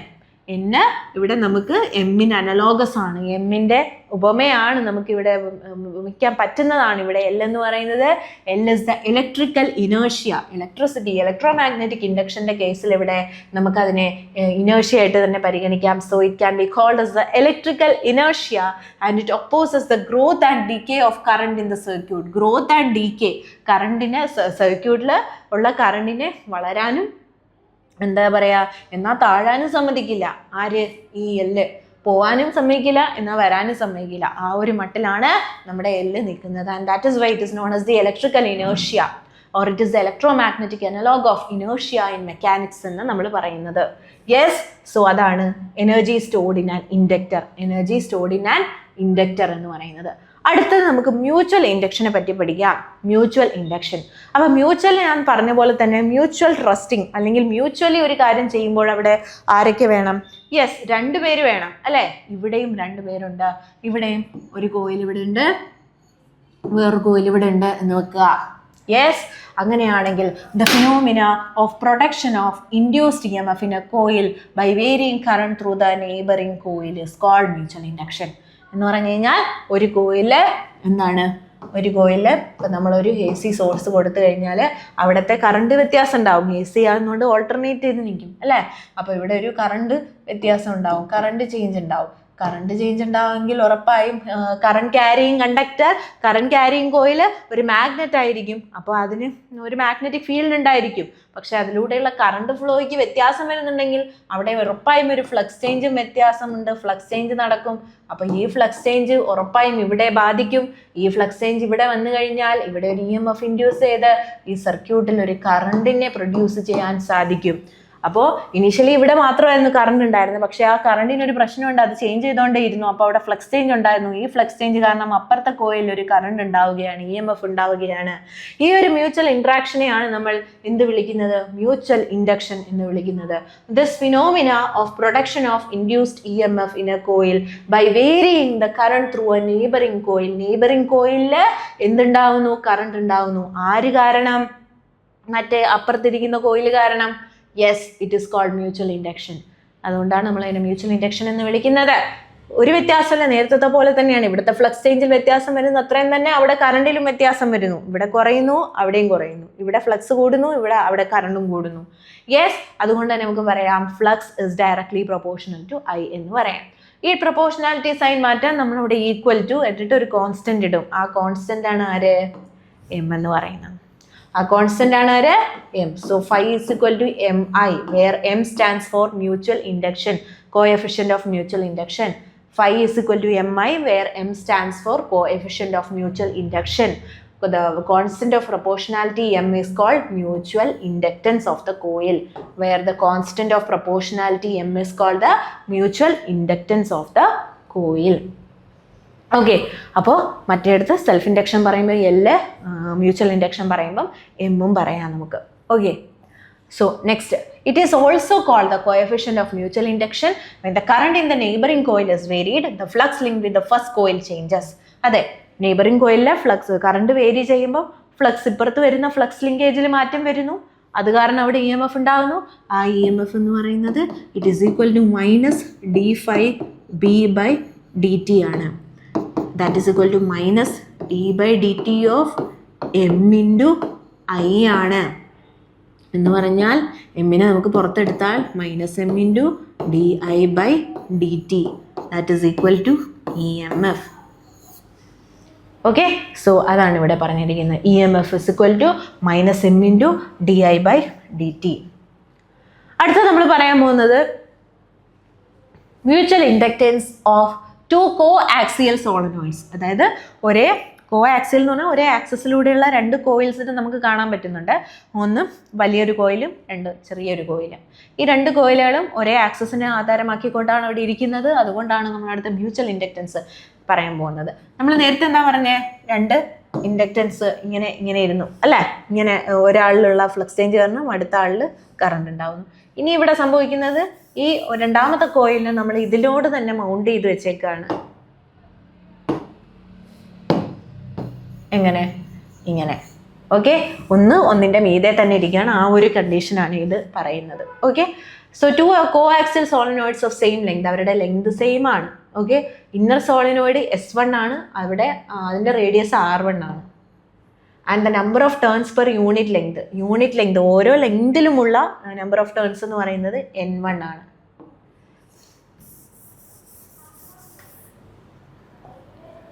Outer solenoid S2 ആണ്, അതിൻ്റെ റേഡിയസ് R2 ആണ്, അതിൻ്റെ number of turns per unit length N2 ആണ്. യെസ്, R2 അതിൻ്റെ ലെങ്ത് സെയിം ആണ്. ഇത് S2 എന്ന് പറയുന്ന കോയിൽ, പിന്നെ S1 എന്ന് പറയുന്ന കോയിൽ ഇതും. ഓക്കെ, ഇനി ഇവിടെ എന്താ സംഭവിക്കുന്നത്? നമ്മൾ അവിടെയും ഡെറിവേഷൻ ഉണ്ട്, നമുക്ക് അതിൻ്റെ ആവശ്യമില്ല. ഡെറിവേഷനൊക്കെ കഴിഞ്ഞ് നമുക്ക് കിട്ടിയെന്ന് വെച്ച് കഴിഞ്ഞാൽ M12 is equal to μ0 N1 N2 into A1 into N. M12 എന്ന് പറഞ്ഞാൽ എന്താണ്? Mutual inductance of coil 1 with respect to coil 2. Okay, mutual inductance of coil 1 with respect to coil 2. അതുപോലെ അടുത്തത് നമ്മൾ കണ്ടുപിടിച്ചു mutual inductance of coil 2 with respect to coil 1. Okay, ഇത് രണ്ടും നമ്മൾ കണ്ടുപിടിച്ചപ്പോൾ മനസ്സിലായൊരു കാര്യം, രണ്ട് സെയിം ആണ്, രണ്ടും ഒരേ എക്സ്പ്രഷൻ തന്നെയാണ്. μ0 തന്നെയാണ്. അത് നമ്മൾ ത്രൂ ഡെറിവേഷനാണ് നമ്മളത് പ്രൂവ് ചെയ്യുന്നത്. അപ്പം നമ്മൾ അതിനെ ജനറലൈസ് ചെയ്ത് എഴുതി. M12 M21 സെയിം അല്ലേ, അപ്പം നമുക്ക് അതിനെ M എന്ന് വിളിക്കാം. therefore M is equal to എന്ത് പറയാം, M is equal to μ0 N1 N2 A1 L എന്ന് വിളിക്കാം. ഇനി ഞാൻ നിങ്ങളോട് ഓൾറെഡി പറഞ്ഞ എന്താണ് μ0 എന്ന് പറഞ്ഞു കഴിഞ്ഞാൽ പെർമിയബിലിറ്റി ഓഫ് ഫ്രീ സ്പേസ് അല്ലേ, പെർമിയബിലിറ്റി ഓഫ് ഫ്രീ സ്പേസ് ആണ്. ഇനി സപ്പോസ് ഈ കോയിലിൻ്റെ നടുക്ക് ഭാഗത്തായിട്ട്, ഈ രണ്ട് കോയിലിൻ്റെ നടുക്ക് ഭാഗത്തായിട്ട് ഞാൻ ഇവിടെ ഒരു മെറ്റീരിയൽ റോഡിനെ ഞാൻ അവിടെ പ്ലേസ് ചെയ്യുകയാണെങ്കിൽ എങ്ങനെ ഈ ഒരു ഇൻഡക്ഷൻ്റെ എക്സ്പ്രഷൻ മാറും? നേരത്തെ സെൽഫ് ഇൻഡക്റ്റൻസിൻ്റെ കാര്യം പറഞ്ഞില്ലേ, അതുപോലെ തന്നെയാണ് ഇവിടെയും. ഇവിടെ എന്ത് സംഭവിക്കും? Yes, if A medium of relative permittivity, ആ മീഡിയത്തിൻ്റെ റിലേറ്റീവ് പെർമിറ്റിവിറ്റി μr ആണെങ്കിൽ അവിടെ ഒരു μr കൂടി എക്സ്ട്രാ വരും. μr μ0 is nothing but it is the permeability of that medium. ആ മീഡിയത്തിൻ്റെ പെർമിയബിലിറ്റി ആണ് മ്യൂ. ആ മ്യൂവിനെ നമ്മൾ μr μ0 എന്ന് എഴുതുകയാണ്, അതായത് ഇതുമായിട്ടൊന്ന് കമ്പയർ ചെയ്ത് എഴുതാൻ വേണ്ടിയിട്ട്. So therefore M is equal to μr μ0 N1 N2 A1 L എന്ന് നമുക്ക് എഴുതാൻ പറ്റും. അപ്പോൾ ഒന്ന് നോക്കിക്കഴിഞ്ഞാൽ മനസ്സിലാകും, ഇവിടെ പെർമിയബിലിറ്റി കൂടുന്നതായിട്ട് ഇവിടെ എന്താണ് കൂടുന്നത്? യെസ്, ഇൻഡക്റ്റൻസ്, മ്യൂച്വൽ ഇൻഡക്റ്റൻസ് കൂടുന്നില്ലേ ഇവിടെ ബൈ എ ഫാക്ടർ μr അല്ലേ? നേരത്തെ മ്യൂ മാത്രമേ ഉണ്ടായിരുന്നുള്ളൂ, പക്ഷെ ഇത്തവണ μr ടൈംസ് മ്യൂച്വൽ ഇൻഡക്റ്റൻസ് അധികമായിരിക്കുകയാണ്. എപ്പോ? പിന്നെ road is fixed inside it. ആ സോളിനോയിഡ്സിൻ്റെ അകത്ത് ഒരു സോളിനോയിഡിനകത്ത് നമ്മൾ ഒരു റോഡിനെ ഫിക്സ് ചെയ്തപ്പോൾ അവിടെ എന്ത് സംഭവിച്ചു? യെസ്, ഇൻഡക്റ്റൻസ് കൂടുന്നതായി കാണാം by a factor μr. Okay, ഇനി അപ്പോൾ അത്രയാണ് നമുക്ക് ഇൻഡക്ഷനെ പറ്റി പഠിക്കാനുള്ളത്. അപ്പോൾ ഒന്ന് ആലോചിച്ച് നോക്കിക്കേ, നമ്മളിപ്പം എന്താണ് ഇലക്ട്രോ മാഗ്നറ്റിക് ഇൻഡക്ഷൻ എന്ന് പഠിച്ചു. അപ്പോൾ ഫാരഡേയുടെ പ്രധാനപ്പെട്ട ഇൻഡക്ഷൻ ലോ പഠിച്ചു. ലെൻസസ് ലോ ഉപയോഗിച്ച് എങ്ങനെയാണ് ഇൻഡക്ഷൻ്റെ അവിടെ ഇൻഡക്ഷൻ എന്ന് പറഞ്ഞാൽ എന്താണ് ജനറേറ്റ് ചെയ്യപ്പെടുന്നു. ആരവിടെ ജനറേറ്റ് ചെയ്യപ്പെടുന്ന ഒരു EMF, അതിനെ തുടർന്ന് അവിടെ കറണ്ടും ഉണ്ടാകുന്നു. ഈ കറണ്ടിൻ്റെയോ അല്ലെങ്കിൽ EMFൻ്റെയോ ഡയറക്ഷനെ മനസ്സിലാക്കാൻ സഹായിക്കുന്ന ഒരു റൂളാണ് ലെൻസസ് റൂള് അല്ലെങ്കിൽ ലെൻസസ് ലോ വെച്ചിട്ട് നമ്മളവിടെ ഡയറക്ഷനെ മനസ്സിലാക്കി. എന്നിട്ട് നമ്മൾ ഇൻഡക്ഷൻ എന്താണെന്ന് പഠിച്ചു. ഇൻഡക്ഷൻ രണ്ട് തരത്തിലുണ്ടെന്ന് നമ്മൾ പഠിച്ചു. മ്യൂച്വൽ ഇൻഡക്ഷനും സെൽഫ് ഇൻഡക്ഷനും ഉണ്ടെന്ന് പഠിച്ചു. അതിൻ്റെ രണ്ടിൻ്റെ എക്സ്പ്രഷൻസും കാര്യങ്ങളും ഒക്കെ നമ്മൾ പഠിച്ചു അല്ലേ. ഇനി നമുക്ക് അതിൻ്റെ യൂണിറ്റും ഇൻഡക്റ്റൻസിൻ്റെ യൂണിറ്റൊക്കെ കണ്ടുപിടിക്കാൻ നമുക്ക് ക്വസ്റ്റ്യൻസ് ഉണ്ട് ചെയ്യാൻ. അപ്പോൾ നമ്മൾ അതൊക്കെ ചെയ്യും. ഓക്കെ, അപ്പോൾ അടുത്തതായി നമ്മൾ ഏകദേശം ഈ ഒരു നമ്മുടെ ഈ കൺസെപ്റ്റിൻ്റെ എൻഡിലോട്ട് എത്തുമ്പോൾ നമ്മൾ പഠിക്കുന്ന ഒരു കാര്യമാണ് AC ജനറേറ്റർ എന്ന് പറയുന്നത്. അപ്പോൾ എന്താണ് AC ജനറേറ്റർ എന്ന് നമുക്ക് നോക്കാം. അതിൻ്റെ ജസ്റ്റ് അണ്ടർലൈൻ പ്രിൻസിപ്പൽസും അവിടെ നടക്കുന്ന കാര്യങ്ങൾ ഒന്ന് മനസ്സിലാക്കി വെച്ചിരിക്കുക. ഓക്കെ, അപ്പോൾ an AC generator converts, first of all എന്താണ് AC ജനറേറ്റർ ചെയ്യുന്നതെന്ന് ഉറപ്പായിട്ടും പഠിച്ചു വെച്ചിരിക്കണം. അവിടെ മെക്കാനിക്കൽ എനർജിയെ ഇലക്ട്രിക്കൽ എനർജി ആയിട്ട് കൺവേർട്ട് ചെയ്ത് വെച്ചിരിക്കുകയാണ്. അപ്പോൾ എന്തുകൊണ്ടാണ് നമ്മൾ AC ജനറേറ്റർ ഇവിടെ ഡിസ്കസ് ചെയ്യുന്നത്? ബിക്കോസ് AC ജനറേറ്റർ വർക്ക് ചെയ്യുന്നത് ഈ പ്രിൻസിപ്പളിൻ്റെ അടിസ്ഥാനത്തിലാണ്, അതായത് ഇലക്ട്രോ മാഗ്നറ്റിക് ഇൻഡക്ഷൻ്റെ അടിസ്ഥാനത്തിലാണ് ഇവിടെ എന്ത് ചെയ്യുന്നത്, ഒരു AC ജനറേറ്റർ വർക്ക് ചെയ്യുന്നത്. സോ നമ്മൾ അതുകൊണ്ടാണ് ഇവിടെ പഠിക്കുന്നത്. അപ്പോൾ ഒരു AC ജനറേറ്ററിനെ സംബന്ധിച്ചിടത്തോളം എന്താണ് അതിൻ്റെ ഉപയോഗം? AC കറണ്ട്, ഓൾട്ടർനേറ്റിംഗ് കറണ്ടിനെ ജനറേറ്റ് ചെയ്യുന്ന ആളായതുകൊണ്ടാണ് അതിനെ AC ജനറേറ്റർ എന്ന് വിളിക്കുന്നത്. AC കറണ്ടിനെ, ഓൾട്ടർനേറ്റിംഗ് കറണ്ടിനെ ജനറേറ്റ് ചെയ്യുന്ന ആളായതുകൊണ്ടാണ് അതിനെ AC ജനറേറ്റർ എന്ന് പറയുന്നത്. എന്താണ് AC ജനറേറ്ററിൻ്റെ സവിശേഷത? ഇറ്റ് കൺവേർട്സ്, അതൊരു എനർജിയെ മറ്റൊരു എനർജിയാക്കി കൺവേർട്ട് ചെയ്യുന്നുണ്ട്. യെസ്, എങ്ങനെയാണ് കൺവേർട്ട് ചെയ്യുന്നത്? മെക്കാനിക്കൽ എനർജിയെ ഇലക്ട്രിക്കൽ എനർജി ആയിട്ട് കൺവേർട്ട് ചെയ്യുന്നു. മെക്കാനിക്കൽ എനർജിയെ ഇലക്ട്രിക്കൽ എനർജി ആയിട്ട് കൺവേർട്ട് ചെയ്യാണ്. മെക്കാനിക്കൽ എനർജി എന്ന് വെച്ചാൽ മോഷൻ കാരണം ഉണ്ടാകുന്ന എനർജിയാണ്. ഓക്കെ, അപ്പോൾ എങ്ങനെയാണ് അത് ഇവിടെ നോക്കാം. നമുക്ക് അതിൻ്റെ എക്സ്പെരിമെൻ്റൽ സെറ്റപ്പ് ഒന്ന് നോക്കാം. It consist of A coil which is mechanically rotated in uniform magnetic field by some external means. The rotation of the coil causes the magnetic flux through it to change. So an EMF is induced in the coil. അപ്പോൾ ഈ ഒരു structure നമുക്കിവിടെ നോക്കിയാൽ തന്നെ മനസ്സിലാവും. നമുക്കിവിടെ മനസ്സിലാവുന്ന ഒന്നാണ്. യെസ്, ഇതിൻ്റെ സ്ട്രക്ചറിൽ നമുക്ക് 2 മാഗ്നറ്റ്സ് കാണാം, ഒന്ന് നോർത്ത് പോള്, ഒന്ന് സൗത്ത് പോള്. ഈ നോർത്തിൻ്റെയും സൗത്ത് പോളിൻ്റെയും ഇടയിലായിട്ട് നമ്മളൊരു കോയിലിനെ വെച്ചിട്ടുണ്ട്. ഈ കോയിലിന് ഉള്ളൊരു പെക്യുലാരിറ്റി എന്താണെന്ന് വെച്ച് കഴിഞ്ഞാൽ, ഈ കോയിലിൻ്റെ ഷേപ്പ് നിങ്ങൾ കണ്ടു കഴിഞ്ഞാൽ ഒരു റെക്റ്റാങ്കുലർ ഷേപ്പാണ്. ആ കോയിലിന് ഇങ്ങനെ ചുറ്റി കുറേ വയറ് ചുറ്റി വെച്ചേക്കാണ്. അതുകൊണ്ടാണ് നമ്മളതിനെ കോയിൽ എന്ന് പറയുന്നത്, അല്ലെങ്കിൽ നമ്മൾ ആർമേച്ചർ എന്നും പറയും. എന്നിട്ട് അതിൻ്റെ ഒരു എൻഡ് നമ്മൾ ഒരു സ്ലിപ്പ് റിങ്ങിലേക്ക് അറ്റാച്ച് ചെയ്യും, മറ്റേ എൻഡ് നമ്മൾ വേറൊരു സ്ലിപ്പ് റിങ്ങിലേക്ക് അറ്റാച്ച് ചെയ്യും. ഈ സ്ലിപ്പ് റിങ്സിൻ്റെ അവിടെ നിന്ന് നമുക്ക് ഇങ്ങനെ കുറച്ച് സ്പ്രിങ് പോലെ സാധനം കാണാം. ഈ 2 എൻഡിലാണ് നമ്മൾ ഔട്ട്പുട്ട് എടുക്കുന്നത്. ഔട്ട്പുട്ട് എന്ന് പറഞ്ഞു കഴിഞ്ഞാൽ ഇവിടെ ആരാണ്? അത് AC കറണ്ടാണ്. AC കറണ്ടാണ് നമുക്ക് കിട്ടുക. ഓക്കെ, ഇനി എന്താ ഇവിടെ സംഭവിക്കുന്നതെന്ന് വെച്ച് കഴിഞ്ഞാൽ, എക്സ്റ്റേണൽ സപ്പോർട്ട്, ഇപ്പോൾ ഇതൊരു ആക്സിലാണ്. അതായത് ആക്സിൽ എന്ന് പറഞ്ഞു കഴിഞ്ഞാൽ വിത്ത് റെസ്പെക്ട് ടു അത് ആ ഒരു ആക്സിൽ വെച്ച് എൻ്റെ അടിസ്ഥാനമാക്കിയിട്ടാണ് ഈ കോയിൽ റൊട്ടേറ്റ് ചെയ്യും. ഈ കോയിൽ എന്ത് ചെയ്യും? റൊട്ടേറ്റ് ചെയ്യും. നോർത്ത് പോളിൻ്റെയും സൗത്ത് പോളിൻ്റെയും ഇടയിൽ എന്ന് പറയുമ്പോൾ തന്നെ അവിടെ മാഗ്നറ്റിക് ഫീൽഡ് ഉണ്ട്. നോർത്ത് ടു സൗത്ത് അവിടെ മാഗ്നറ്റിക് ഫീൽഡ് ഉണ്ട് അല്ലേ? മാഗ്നറ്റിക് ഫീൽഡ് ഉണ്ട്. ഈ മാഗ്നറ്റിക് ഫീൽഡിൽ ഒരു കോയിൽ കൊണ്ട് വെച്ചിട്ട് ആ കോയിലിനെ എക്സ്റ്റേണലി നമ്മൾ എന്ത് ചെയ്യാണ്? അതിനെ റൊട്ടേറ്റ് ചെയ്യിപ്പിക്കുകയാണ്. So it's getting rotated. അപ്പോൾ അത് റൊട്ടേറ്റ് ചെയ്യുന്ന സമയത്ത് എന്താ സംഭവിക്കുക? അവിടെ മോഷൻ. അപ്പോൾ റൊട്ടേറ്റ് ചെയ്യുന്ന സമയത്ത് ഈ മാഗ്നറ്റിക് ഫീൽഡ് നിങ്ങളൊന്ന് ആലോചിച്ച് നോക്കി. ഇപ്പോൾ നമ്മളൊരു ബുക്ക് എടുത്തു കഴിഞ്ഞ് കഴിഞ്ഞാൽ ആ ബുക്കിനെ നമ്മൾ ഇങ്ങനെ ഇട്ട് തിരിക്കുമ്പോൾ, അല്ലെങ്കിൽ വേണ്ട, ഒരു ബുക്കല്ല, ഒരു ഹോളോ ആയിട്ടുള്ള ഒരു സാധനം കണക്കാക്കുക. അതിനകത്തൂടെ നമുക്ക് എന്തെങ്കിലും കടത്തി വിടാൻ പറ്റും, അങ്ങനെ വിചാരിക്കുക. അപ്പോൾ അതിന് നമ്മളിട്ട് ഇങ്ങനെ കണ്ടിന്യൂസ് റൊട്ടേറ്റ് ചെയ്യുന്ന സമയത്ത് ഓരോ തവണയും ആ റൊട്ടേറ്റ് ചെയ്യുമ്പോൾ അതിനകത്തൂടെ പോകുന്ന ഫീൽഡ് ലൈൻസിൻ്റെ എണ്ണത്തിൽ വ്യത്യാസം വന്നുകൊണ്ടേയിരിക്കും അല്ലേ? അപ്പോൾ ആ വ്യത്യാസം വന്നുകൊണ്ടേയിരിക്കും എന്ന് പറഞ്ഞാൽ അവിടെ എന്ത് വ്യത്യാസമാണ് ഉള്ളത്? ഫ്ലക്സ് ചേഞ്ചിൽ വ്യത്യാസം വരും. ഫ്ലക്സ് ചേഞ്ചിൽ വ്യത്യാസം വരുമ്പോൾ അവിടെ EMF ഉണ്ടാകും. EMF ഉണ്ടാകുമ്പോൾ കറണ്ട് ഉണ്ടാകും. ഈ കറണ്ടിനെ നമ്മൾ വലിച്ചെടുക്കുന്നു. അങ്ങനെ കിട്ടുന്ന കറണ്ട് ആയതുകൊണ്ടാണ് നമ്മൾ അതിന് AC ജനറേറ്റർ എന്ന് പറയുന്നത്. അപ്പോൾ AC ജനറേറ്ററിൽ മെക്കാനിക്കൽ എനർജി അല്ലേ? ഈ ആർമേച്ചറിനെ, ഈ കോയിലിനെ നമ്മൾ റൊട്ടേറ്റ് ചെയ്യിക്കുകയല്ലേ? അപ്പോൾ അവിടെ ഏത് എനർജിയാണ്? Mechanical energy. അത് കാരണം നമുക്ക് കിട്ടുന്ന ആരെയാണ്? Electrical energy. അപ്പോൾ മെക്കാനിക്കൽ എനർജിയെ ഇലക്ട്രിക്കൽ എനർജിയാക്കി കൺവേർട്ട് ചെയ്യുന്ന ആ ഒരു ഡിവൈസാണ് AC ജനറേറ്റർ എന്ന് പറയുന്നത്. So AC generator converts mechanical energy into electrical energy. Okay, it consists of a coil which is mechanically rotated in uniform magnetic field by some external means. External means എന്ന് പറഞ്ഞാൽ നമ്മൾ പുറത്തുനിന്ന് നമ്മൾ slip rings ഒക്കെ അതിനാണ് നമ്മൾ കൊടുത്തിരിക്കുന്നത്. അതിൻ്റെ ഡയറക്ഷൻ ചേഞ്ച് ചെയ്ത് അതിനിങ്ങനെ റൊട്ടേറ്റ് ചെയ്യാനായിട്ട്. അപ്പോൾ ആ റൊട്ടേറ്റ് ചെയ്യുന്ന സമയത്ത് അതിൻ്റെ മാഗ്നറ്റിക് ഫ്ലക്സ് ചേഞ്ച് ചെയ്യുന്നു. മാഗ്നറ്റിക് ഫ്ലക്സ് ചേഞ്ച് ചെയ്യുമ്പോൾ EMF ഇൻഡ്യൂസ് ചെയ്യപ്പെടുന്നു. ആ ഇൻഡ്യൂസ് ചെയ്യപ്പെടുന്ന EMF ഇങ്ങനെയാണ് ഉണ്ടാവുക: E0 sin ωt. E0 sin ωt. എന്തുകൊണ്ടാണ് നമ്മളുടെ sin ωt എന്നൊക്കെ എഴുതിയിരിക്കുന്നത്? ബിക്കോസ് അവിടെ ഉണ്ടാകുന്ന EMF എന്ന് പറയുന്നത് മാറിക്കൊണ്ടേയിരിക്കും. ഇതിങ്ങനെ റൊട്ടേറ്റ് ചെയ്തുകൊണ്ടിരിക്കുകയല്ലേ. അപ്പോൾ ഫ്ലക്സ് ചേഞ്ച് ഇങ്ങനെ മാറിക്കൊണ്ടേയിരിക്കണം. ആദ്യം അത് മാക്സിമത്തിൽ പോവും, പിന്നെ 0 പോവും, പിന്നെ അത് ലോവർ മാക്സിമം പോവും, പിന്നെ ഹൈ ആവും, അങ്ങനെ ഇങ്ങനെ പോയിക്കൊണ്ടിരിക്കുക. അതായത് ഒരു സൈൻ വേവിനെ പോലെയാണ് ഈ വോൾട്ടേജ് പോകുന്നത്. അതുകൊണ്ടാണ് നമ്മൾ അതിനെ സൈനിൻ്റെ ടേംസിൽ റെപ്രസെൻറ്റ് ചെയ്യുന്നത്. അപ്പോൾ കാരണം നമ്മൾ ഈ കോയിൽ ഇങ്ങനെ റൊട്ടേറ്റ് ചെയ്തുകൊണ്ടിരിക്കുകയാണ്. കോയിൽ ഇങ്ങനെ കൊണ്ടുവന്ന് ഇങ്ങനെ വെക്കുമ്പം കുറച്ച് നേരത്തേക്ക് അതിലൂടെ പോകുന്ന ഫ്ലക്സ് ചേഞ്ചിൽ ഒരു മാറ്റവും കാണൂല. അപ്പോൾ 0 ആയിരിക്കും കറണ്ട്. പിന്നെ അതിനെ നമ്മൾ അടുത്ത ടേം തിരിക്കുമ്പോഴാണ് ഫ്ലക്സ് ചേഞ്ച് ഉണ്ടാവുക.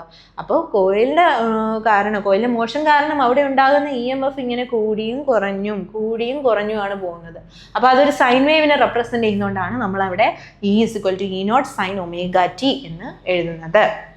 യെസ്, അപ്പോൾ അതിൻ്റെ ഒരു റെപ്രസെൻറ്റേഷനാണിത്. അത് നിങ്ങൾക്ക് നോക്കിക്കഴിഞ്ഞാൽ മനസ്സിലാവും. ഇത് നോക്കിക്കേ, ആദ്യം ഒരു കോയിൽ ഇങ്ങനെ ഇരിക്കുന്നു. യെസ്, അപ്പോൾ അതിൻ്റെ മുകളിലത്തെ ആമ് SR QP ഇങ്ങനെയാണ്. പതുക്കെ അതിനെ നമ്മൾ തിരിച്ചപ്പോൾ അത് ഇങ്ങനെ ഇരിക്കുമ്പം അത് ആ തിരിച്ച സന്ദർഭത്തിൽ നമുക്ക് കാണാൻ പറ്റും മാക്സിമം അതിലൂടെ കടന്നു പോകും ഫീൽഡ് ലൈൻസ് അല്ലേ. ഇവിടെ നിന്ന് ഇങ്ങനെ ഇരിക്കുന്ന ആളെ ഇങ്ങനെ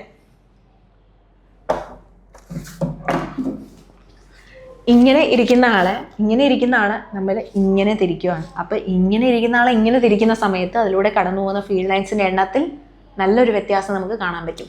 പിന്നെ അതിപ്പോൾ ഇങ്ങനെ ഇരിക്കുന്നത്. അപ്പോൾ ആ ഇവിടെ നിന്ന് ഇങ്ങനെ തിരിച്ചപ്പോൾ അതിന് നല്ല രീതിയിലൊരു എന്താ പറയുക ഫ്ലക്സ് ചേഞ്ച് ഉണ്ടായി. അതുകൊണ്ട് അവിടെ നല്ലോണം നമുക്ക് ആ EMFനെ നല്ലോണം കൂടിയത് മാക്സിമത്തിലെത്തി.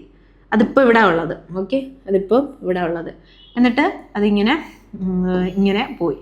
ഇപ്പം എന്താ സംഭവിച്ചത്? അതിങ്ങനെ ഇരിക്കുക. അപ്പം അതിലൂടെ പോകുന്ന ഫീൽഡ് ലൈൻസിൻ്റെ എണ്ണം കുറവാണ്.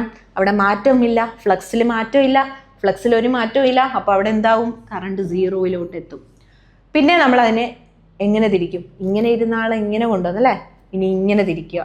ഓക്കെ, ആദ്യം ഇങ്ങനെ ഇരുന്നു, ഇങ്ങനെയായി, പിന്നെ ഇങ്ങനെ തിരിക്കാൻ പോവാം. ഇങ്ങനെ തിരിക്കുമ്പോഴും നമുക്ക് നല്ല രീതിയിലുള്ള ഒരു ഫ്ലക്സ് ചേഞ്ച് അവിടെ ഉണ്ടാവും. പക്ഷേ ഇത്തവണ ഫ്ലക്സ് ചേഞ്ച് ഉണ്ടാവും, പക്ഷേ അത് കാരണം ഉണ്ടാകുന്ന EMF എങ്ങനെയായിരിക്കും? റിവേഴ്സ് ഡയറക്ഷനിലായിരിക്കും, ഇങ്ങനെ ആയിരിക്കും ഉണ്ടാവുക. മനസ്സിലായോ? അതായത് SR-QP എന്നുള്ളത് തിരിച്ചിങ്ങ് കൊണ്ടുവന്നപ്പോഴത്തേക്കും SR-QP, SR താഴെയായി, QP ആ മുകളിലായി. ഉണ്ടോ? വീണ്ടും നമ്മളതിനെ നിർത്തി, അപ്പോൾ അതിനെ ഈ ഒരു കണ്ടീഷനിലെത്തി. വീണ്ടും നമ്മളതിൻ്റെ പഴയ കണ്ടീഷനിലോട്ട് അതിനെ എത്തിക്കുക. തിരിച്ചെത്തിയപ്പം നെഗറ്റീവിൽ നിന്ന് വീണ്ടും അത് 0-യിലോട്ട് പോകാൻ പോവുക. അതായത് ഇവിടെ EMF ഇങ്ങനെ കൂടിയും കുറഞ്ഞും ഇങ്ങനെ ഒരു എന്താ പറയുക, സൈൻ വേവ് പോലെ പൊയ്ക്കൊണ്ടിരിക്കും. അപ്പോൾ ഇൻഡ്യൂസ്ഡ് EMF അങ്ങനെയാണ് കിട്ടുന്നത്. അതുകൊണ്ടാണ് നമ്മളതിനെ എങ്ങനെ റെപ്രസെൻ്റ് ചെയ്യുന്നത്? E E0 sin ωt എന്ന് എഴുതുന്നത്. E0 sin ωt. ഇനി എന്താണ് E0 എന്ന് നമുക്കറിയാം. EMF ആ E0ൻ്റെ വാല്യൂ എന്ന് പറയുന്നത് NBA omega, NBA omega sine ωt. അതൊക്കെ നമുക്കൊരു എക്സ്പ്രഷൻ ഡെറിവേഷനൊക്കെ ചെയ്ത് കിട്ടുന്നതാണ്. ഈ E0ൻ്റെ വാല്യൂ എത്രയാണെന്ന് വെച്ച് കഴിഞ്ഞാൽ NBA omega is the maximum value of the EMF. NBA omega is the maximum value of the EMF. Omega എന്ന് പറഞ്ഞാൽ അവിടുത്തെ ആംഗുലാർ ഫ്രീക്വൻസി ആണ്. It is equal to 2π nu. Nu is the frequency of revolution of the generator's coil. അപ്പം frequency ഒരു മിനിറ്റിൽ, ഒരു സെക്കൻഡിൽ എത്ര കറങ്ങുന്നുണ്ട് എന്നുള്ളത്. The direction of the current changes periodically and therefore it results in an alternating current. Periodically change ചെയ്തുകൊണ്ടിരിക്കുകയല്ലേ? Yes, ആദ്യത്തെ ഒരു പോസിറ്റീവ് ഹാഫ് സൈക്കിളിൽ ഇങ്ങനെ മാക്സിമം, പിന്നെ നെഗറ്റീവ് ഹാഫ് സൈക്കിൾ ഇങ്ങനെ. അപ്പോൾ ഇതിങ്ങനെ പീരിയോഡിക്കലി ചേഞ്ച് ചെയ്തുകൊണ്ടിരിക്കുകയാണ്. ഓരോ 180 ഡിഗ്രി കൂടുമ്പോഴും ഇത് ഇങ്ങനെ റിപ്പീറ്റഡ് ആയിക്കൊണ്ടിരിക്കുന്നു. അപ്പോൾ നമുക്ക് അതിനെ എന്ത് പേര് വിളിക്കാം? ഓൾട്ടർനേറ്റിംഗ് കറണ്ട് എന്ന് വിളിക്കാം. ഓൾട്ടർനേറ്റിംഗ് കറണ്ട് എന്ന് വിളിക്കാം. അപ്പോൾ സ്റ്റേജ് 1 ജസ്റ്റ് ഒന്ന് വായിച്ചിരിക്കുന്നത്, the plane of the armature എന്ന് പറഞ്ഞാൽ നമ്മുടെ കോയിലിനെ നമ്മൾ ആർമേച്ചർ എന്നും പറയും. The plane of the armature is perpendicular to the magnetic field. Okay, അപ്പോൾ ഇങ്ങനെ പോയിക്കൊണ്ടിരിക്കുക. അവർ പ്രത്യേകിച്ച് മാറ്റമൊന്നുമില്ല. മാറ്റം ഉണ്ടാകുമ്പോഴല്ലേ EMF ഉണ്ടാവുള്ളൂ. ഇങ്ങനെ ഇരിക്കുന്ന ആളെ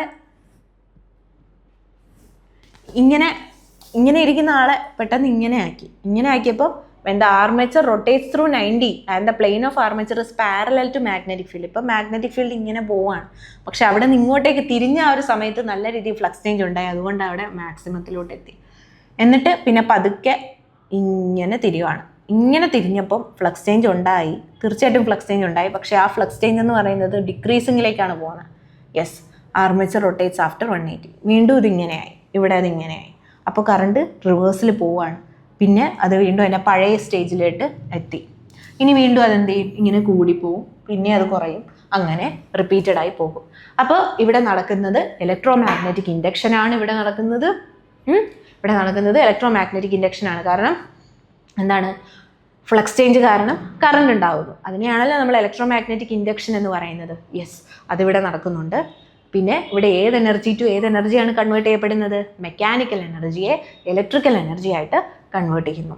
യെസ്, പിന്നെ ഇവിടെ ഉണ്ടാവുന്ന കറണ്ട് ഓൾട്ടർനേറ്റിംഗ് കറണ്ടാണ്. കാരണം അതിൻ്റെ മാഗ്നിറ്റ്യൂഡ് ഇങ്ങനെ പീരിയോഡിക്കലി ചേഞ്ച് ചെയ്ത് പോകുന്നുണ്ട്. അതുകൊണ്ട് തന്നെ ഇവിടെ ഉണ്ടാകുന്ന EMF പീരിയോഡിക്കലി ചേഞ്ച് ചെയ്ത് പോകുന്നുണ്ട്. സോ ഓൾട്ടർനേറ്റ് ചെയ്ത് പോകുന്ന EMF ആണിത്. അപ്പോൾ ആ E is equal to E0 sin ωt, where E0 is equal to NBA omega. It is the maximum value of EMF. Okay, ഇതാണ് AC ജനറേറ്റർ.